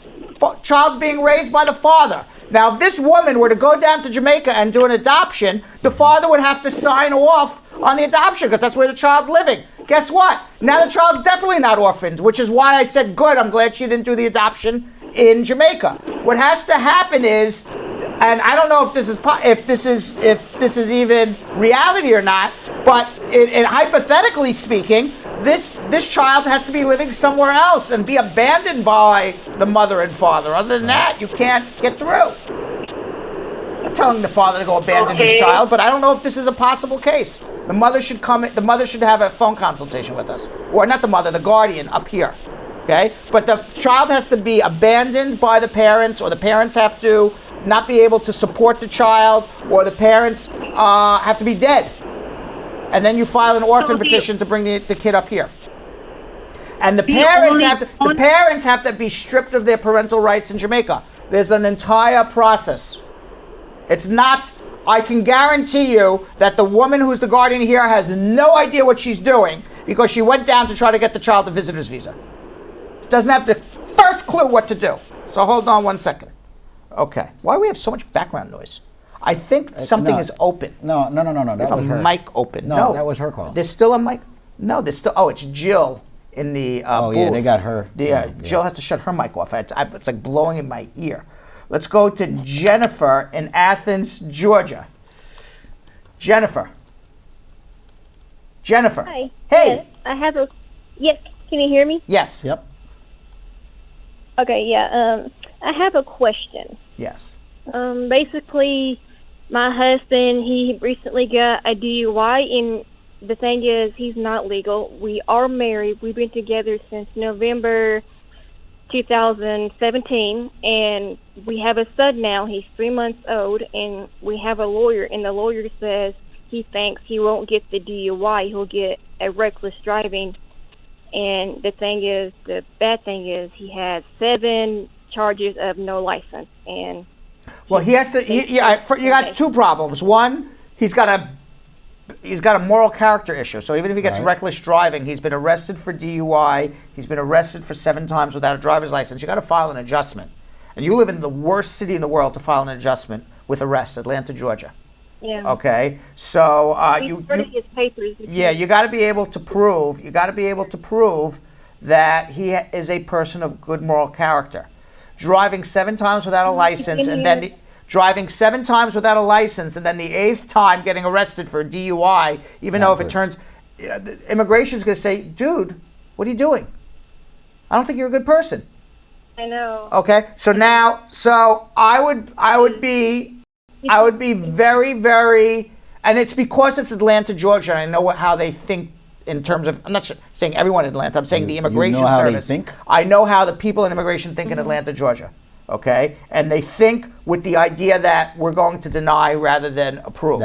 So they think deny first. Well, even if it's in Athens, Georgia, I think Athens, Georgia is about, how far is Athens, Georgia? That's where University of Georgia is, right? Yes. Yeah, so how far are you from Atlanta? About an hour? I would still assume you're going to Atlanta for the interview. So what I would suggest you do is this, okay? One of the things that you're going to need to do is prove he's a good person. Mm-hmm. He works, pays his taxes. You need letters of recommendation, letters of good moral character, a lot of them. We have that. Okay, 5's better than 2. Boston jobs and Five letters are better than 2. 10's better than 5. We have 7 different letters from Okay. people he worked for, from family he worked for. He's been here 10 years. He pays taxes. He pays his bills. Fine. So you can show he's a good person, except for all of these arrests. So none of these arrests bar him from getting a green card. What bars him from getting a green card is good moral character. He has to show that the guy who got arrested 8 times is not really typical of who I am. And you're going to have to do that by letters of recommendation. He's going to have to dress nicely for his interview, go with your child, show he's a good dad, play the sympathy card. You're going to have to do it all. Mm-hmm. All right, and we can help you. Hold on, if you would like to have a consultation, we can help you. Hold on 1 second. We started his papers with the immigration lawyer here that my sister used and his sister used, and they all his sisters are legal here now. Okay, great. So if you're happy with your immigration, I'm not telling you to leave your immigration lawyer. If you're happy with him and you're confident in him, that's the most important thing. Okay, so just make sure that the things I'm telling you he's doing, and then I'm fine with it. You can stay with him. All right. I was just wondering with his case, because we started his papers before we was going to start his papers, but we moved from Tennessee to Georgia. We had to move 3 different times. Yeah, I explained to you what the case. He has a moral character issue. Right. So that's the issue. And So you're asking. I think what she wants is reassurance that everything will be fine. That's okay. I can't give you the reassurance everything will be fine. Man got arrested 8 times. Mm-hmm. What I'm telling you. Your experience when you work with cases. My experience is you got to have a lot of good moral character. You got to be able to rebut. They're going to walk. You know what they know about your husband before he walks into an interview? What? This guy got arrested 8 times. He's a bad guy. That's what they're thinking. That's what they're thinking. They haven't met him yet. Okay? Now he's going to be interviewed. And you got to show you're a good person. Here's the letters of good moral character. Here's my child. Look, you got to prove that what they're seeing on paper is not really, everything about me. All right? Hold on if you need help though. She needs reassurance. I can't reassure her. How would I reassure her? A lot of it has to do with the luck of who you get. Right. Let's find Belgium Kim, because we have about 20 minutes to go, Squeeze. Belgium Kim. Let's go to Harlem, USA. Harlem, USA. Hello. Hello. We have such an international show. Yes. All right. Let's try to get through as many questions as we can. Yes, we do. Rona asked, if you came to America with your dad, he left you with your aunt, disappeared. I'm now 19 years old. Can I go ahead and file for citizenship? If you had a green card for more than 5 years, what's the difference of whether your dad left you or not? I don't know whether she came here legally, so we're going to have to know that, I guess. Does she have a green card? It doesn't say that. It just says she came to America with her dad and then I assume filing for citizenship means she already has a green card. If she doesn't have a green card, then that's a whole different story. The question is, how do I get a green card? You need a consultation. Tanisha asks, my aunt works with a gentleman in which she lives with him 24 hours a day, 7 days a week. It's basically a live-in job. He'd like to sponsor her. How would he go about doing that? Well, you got to do a labor certification. You got to be able to prove a perm application, prove that that person's not taking a job away from an American worker. You got to be able to show your tax returns. You got to be able to show that you could afford to pay her salary after all your other expenses. The most important thing is if she's overstayed her visa, is she 245I? Can she pay a penalty fee at the end of the case? Can she get a provisional waiver, go home? The real question is can she get an interview without getting barred? Some people can, some people can't, who overstayed their time on a job sponsorship. So that's really, you got to start backwards. The first thing is it even worthwhile talking about a job sponsorship? Can she complete the case? If she can, okay, now let's talk about the job. Does she have a prior reference of experience? Is she taking a job away from an American worker? Does the employer have the ability to pay her? Is the employer willing to go through this entire process? There's no reason to go through all of that if she can't get a green card at the end. By the way, job sponsorship's only 18 months. It's a good way to do it. Ashanti asks, if a person is on a 5-year probation for conspiracy to commit a federal offense and has done 2 years of that 5 so far, the case has now been sent over to a lower unit by the parole officer for possible early release from probation. Is it possible for that person to still gain citizenship, being that they were eligible for citizenship in 2016? No, it sounds like they're an aggravated felon. I'm surprised that he wouldn't get deported. I think you got to worry. You got to really worry more about: am I going to get deported? Then can I file for my citizenship? Delano asks, I was deported in 1998. Now I'm married. I have a 10-year green card, and I want to visit Jamaica. How long before I can start filing for my citizenship? He said he got deported in 1998. Yeah, but he's married and has a 10-year green card now. So he overcame his deportation. He reopened his case, and he Seems got his like green card. yeah. He can go travel to Jamaica now, as long as he has no warrant out for his arrest and the deportation was taken care of. Unless he got his green card and immigration didn't know he was ordered deported. Sometimes that happens too, believe it or not. And so how long until he can start filing for his citizenship? I don't know, how did he get his green card? Through marriage? 3 years after he got his green card. 3 years after he got his green card. Tamara asks, I got my interview done in November. I got a verbal approval, but nothing in the mail yet. When do you think I'll hear from them? Any day. If you got approved, they should be mailing you a green card with an approval notice within weeks. Georgia on YouTube asks, can a child follow to join his dad after the dad came to the U.S. with an IR-2? The dad's mom is a U.S. citizen and the family is from Jamaica. The child in question is under 5 years old. No, you can't get you can't follow to join. So, what happened is that the mom filed for the son, and he must have been 19 or 20. The mom was a U.S. citizen, and he had a son himself. You can't follow to join. Thus the myth of chain migration. So this father, who's now in the United States with a green card, has to turn around and file for his son, and it's going to be a couple of years. Tennille on YouTube asks, is getting an RFE a bad thing after your N400 interview? Does it mean an automatic denial? No, it just means that you're missing stuff where they have some questions. Depends what they're asking. So in other words, if they're saying, oh, you forgot to bring your divorce decree and you have it sitting in your hands, it's not so terrible other than you're delayed. Right. If they say, can you send us all of the police reports from the 21 arrests you had for dealing drugs, that may be a problem, Kim. Yes, right. That's fair. Right. Tina on YouTube says, I enjoy you guys so much. You are so funny and helpful. Thank you. Everybody keeps saying that. Why are we so funny? I don't even think I'm that funny. No, I think you guys I signed up a guy at USA Credit Repair today. He says, listen, man, I don't even need immigration advice, but I will not miss the show. It's like, what you are we saying? It's so funny. You and Brad, your personalities are perfect for a movie. It's so funny because, I'm talking about so funny now. Jill came in the other day, she goes, you guys were hilarious. And I'm like, I don't even know that we said we're so funny. Yeah. What did I say? That happens all the time. Happens all the time. Happens all the time. Well, you don't even try to be funny. Hilarious show, and you guys it's not like we're writing comedy beforehand. Can you imagine like Squeeze and I like, okay, I say hello, you say hello. What do we say next that'll be funny? It's not like we're planning this. No, we're not going to talk about nothing. Yeah. The show is all about nothing. Okay, you come on. Nothing. You come on the show and say hi. No. What? The show is all about nothing. You don't say nothing. All right?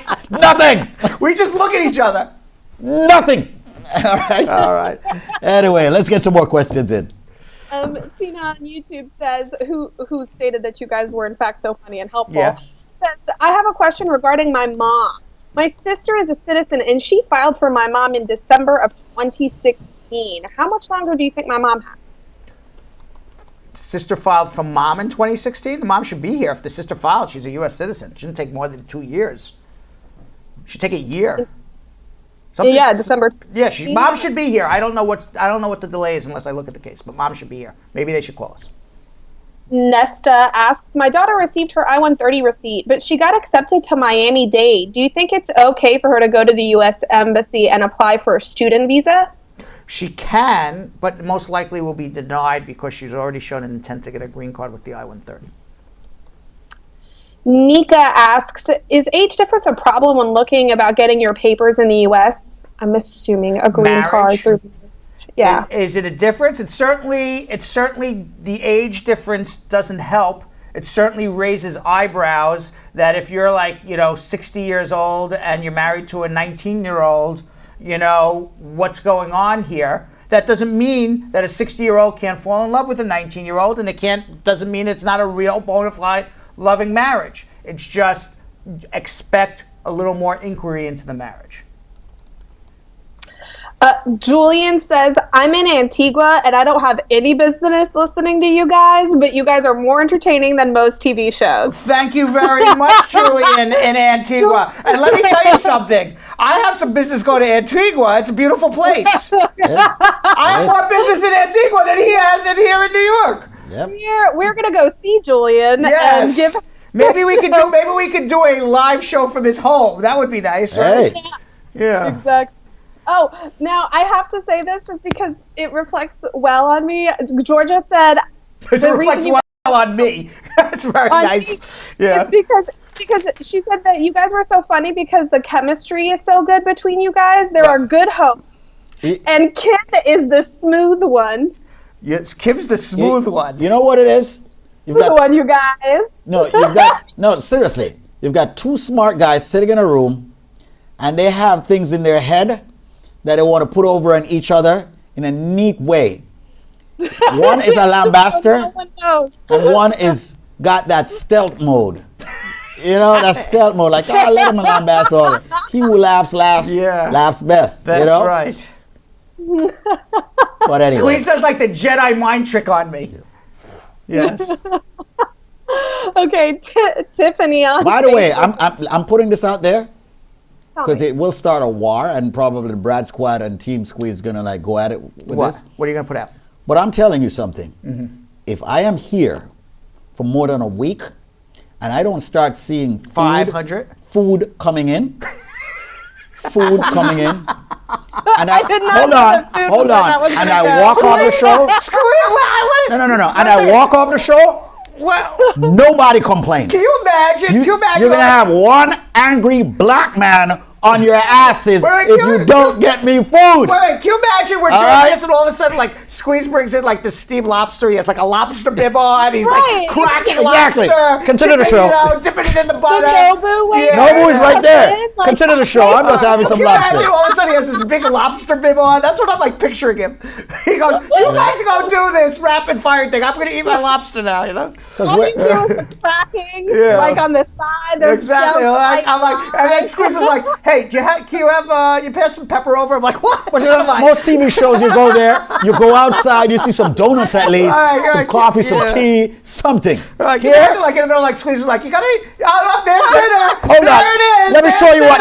Hold on. Let me show you all.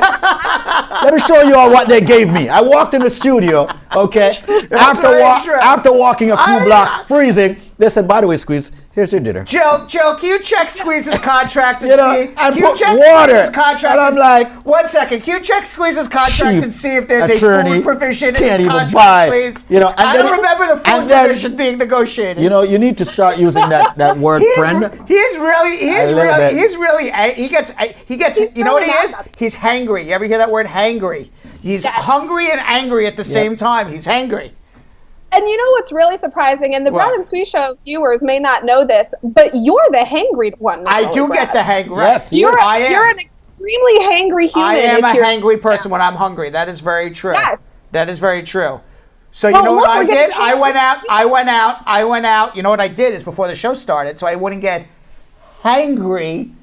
Is now Squeeze gonna lambast me. He's like, why didn't you buy me anything? Why didn't you offer? I went to Starbucks. That's exactly where that's from. I went to Starbucks and I got like a small coffee and a croissant so I wouldn't get hangry during the show. So now Squeeze is gonna be like, Brad, you went to Starbucks beforehand? You didn't call me to say, hey, can I get you something? I know that's what I'm gonna hear from him. That is what is coming your way. Yeah. Hey, look. Jill, tomorrow at 6:45, have Domino's bring in some pizza for Squeeze, okay?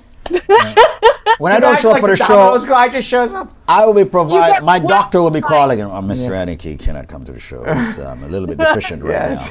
Yeah. All right, let's. We got 12 minutes to go. What should we do? We got a whole bunch of people on hold. We got immigration questions. We got Carmela for tax. Okay, well, it's tax season. It's more reasons for people to tune in again tomorrow. Okay, we never also got to Antoinette. Yeah, I know. You skipped over that. We'll get to her tomorrow too. 2 hours flies. 2 hours flies by, except if you're hangry. If you're hangry, it doesn't fly as fast. Right? Squeeze is like, this is the longest 2 hours of my life. By the way, folks. Squeeze was once on JetBlue circling New York for 2 hours with a broken TV in front of him. That went faster than this show. Yes, you remember that, huh? I remember that. He told me, I'm flying around for 2 hours. He said it was the longest 2 hours of his life, and the TV didn't even work in front of him. He had nothing to do, nothing to read, and he just keeps seeing the same skyline going around for 2 straight hours. And I know what he's thinking right now, and he's saying to himself, you know what? That was better than the 2 hours right now. Nah. That isn't. Oh, thank you, Squeeze. We're better than doing nothing for 2 hours. That's really flattering. Yeah. All right, let's go to Candy in Queens. Candy's been waiting 26 minutes. Candy. This is what I sound like in retrospect. Candy. Get it. All right, she's asked to wait now for me to say, let's go to Candy in Queens. You know what? That was better. Okay, we're in retrospect right now with Candy in Queens. And then she's going to eventually learn to shut off her. All right, we're gonna. I can't listen to me anymore. Let's go to Simone in Boca Raton, Florida. Hi. Hey, how Simone. are you? How are you? Hello, Simone. Great. I just want to ask a question. Mm-hmm. I'm a citizen for 5 years now, and I just put my filing for citizenship, and I'm in the process at this moment. They should be sending me my interview date. Right. But my husband has been living here over a year now, and he has overstayed his visa, his tourist visa. We're married almost a year and a half. Can I put in, would that affect my citizenship at all? No. Put in his I-130. You'll upgrade it and adjust the status when you become a citizen. That would be my advice. Okay, so you're saying it's best for me to put in his paperwork right now? Yes, you should. It's always better to have something filed for two reasons. One is, what happens if you never become a citizen? I'm sure you will, but what happens if you don't? Then he's waiting forever. And then number two, it'll make him feel better. He's in process. Something's happening for him. Okay? Right. Ultimately, he's going to get his green card at the same time when you become a citizen. But for those two reasons, I always think it's good to file. Okay, so what do I file? What do I need to file for him? The I-130 and the I-130A. And then when you become a citizen... I-138? Yep. And if you need help, hold on 1 second. Because we help people all over. We help people in Florida. We help people in Georgia. We help people in New York. We help people in Kingston and Port of Spain, Dominican Republic, Cebu City. Wherever they're watching, California, we help people everywhere. Hold on 1 second. Let me ask you something, Brad. What if someone went for a citizenship interview, right? Yeah. And they failed the reading part of the exam, passed all the questions and the writing test. Is They'll get a second interview. Okay. Learn to read in those, or learn the questions. The other, if you've been, the only way to avoid, you'll get 2 times before they fail you. Mm-hmm. So if you fail the reading or the citizenship, they'll let you come back a second time to do it again. The only way around it is if you're 55 years old and have had a green card for more than 15 years, then you don't have to do the reading and writing.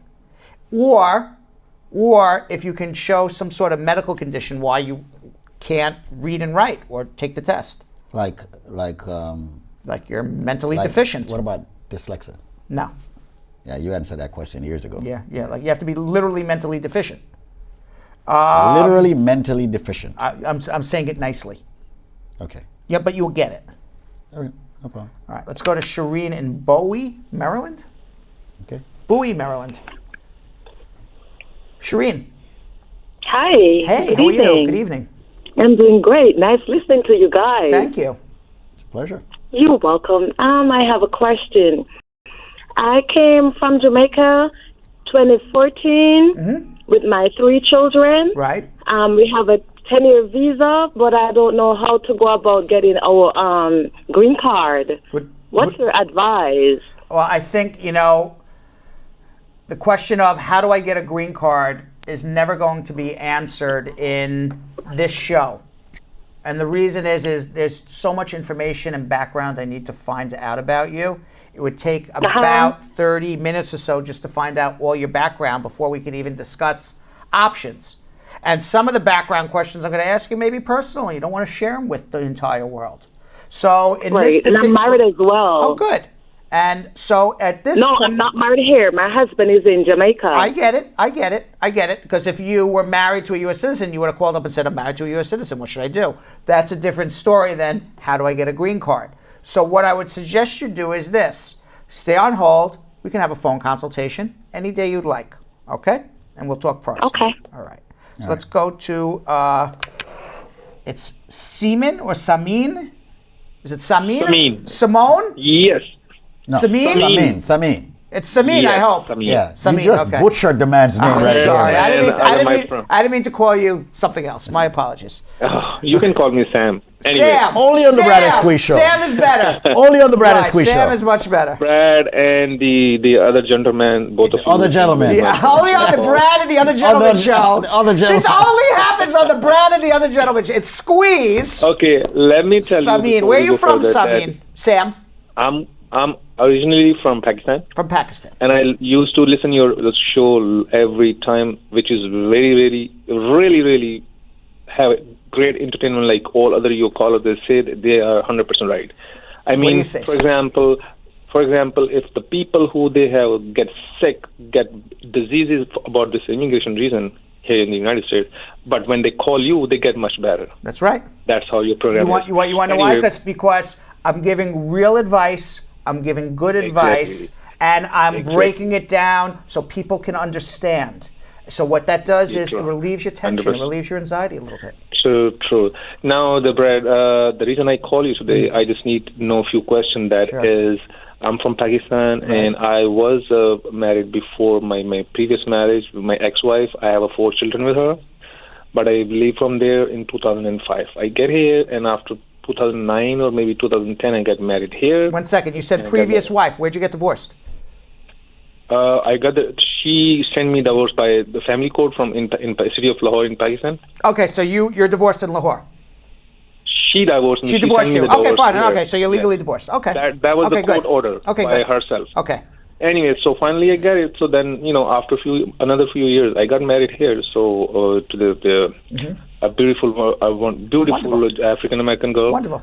So she filed for me. I got my green card. Everything's fine. She filed for my oldest son, who was just turned to 21, like 6 months ago. Right. And but you've been held up for years, probably. Right? No, but she did file for him before the 21st birthday. So, okay. Good. But she did file for him when he's under like 4 months before he go over 21. Sure. So when we received the receipt, it's saying the minor child, which is okay. Now his entry has been done over there in Pakistan. Now is in processing, administrative processing. Something. Right. So which is okay. Now I have another 3 children over there. So the second one is going to turn over 21 on December this year. All right, let me say this.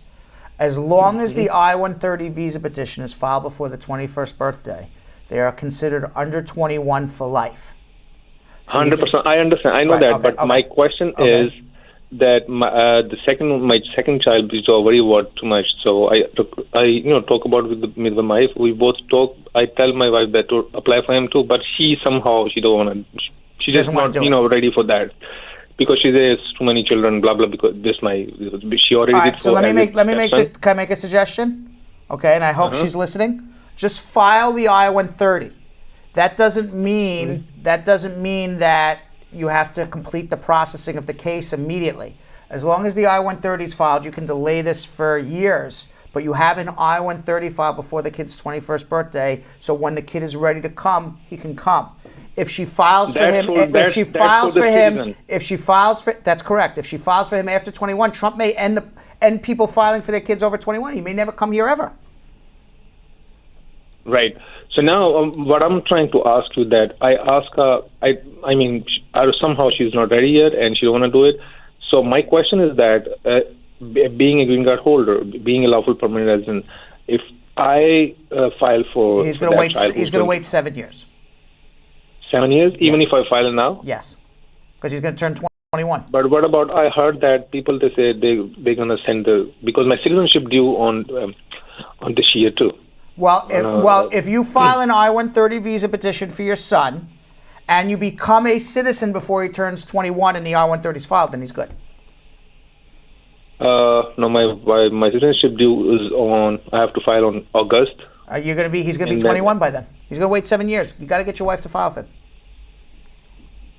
Oh. All right. So there is no anything like to freeze the age or anything like being. There's only freezing the age when you're a citizen. They have something called the Child Status Protection Act, but he's not going to fall in it. I'm telling you, it's going to be 7 years.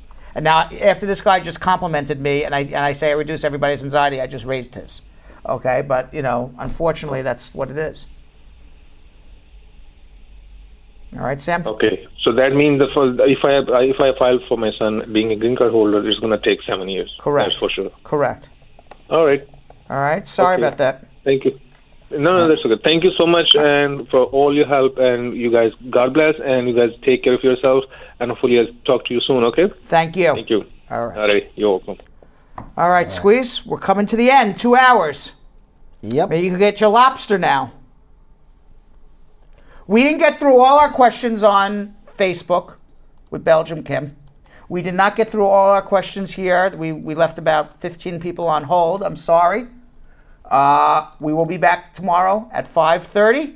For everyone in the Brad Squad and Team Squeeze who watched us at 9 a.m., even when we were broadcasting on our telephones, for all of those who were listening on WVIP when there was no such thing as Facebook Live, and for all of our new viewers, thank you all for watching. Thank you all for coming to join us for 2 hours. Thank you all so much for sharing. And thank you for sharing. And we're going to be back here live tomorrow, 5:30 to 7:30, to answer more immigration questions, give more of our people a chance at the American dream. We'll see you all tomorrow. Thank you. The proceeding was informational only and not specific legal advice. Consult an attorney about your individual situation. Prior results do not guarantee a similar outcome in the future.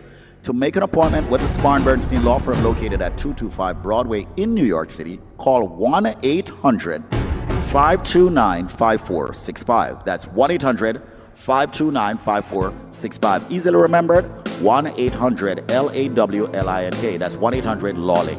Once again, make a call to 1-800-529-5465.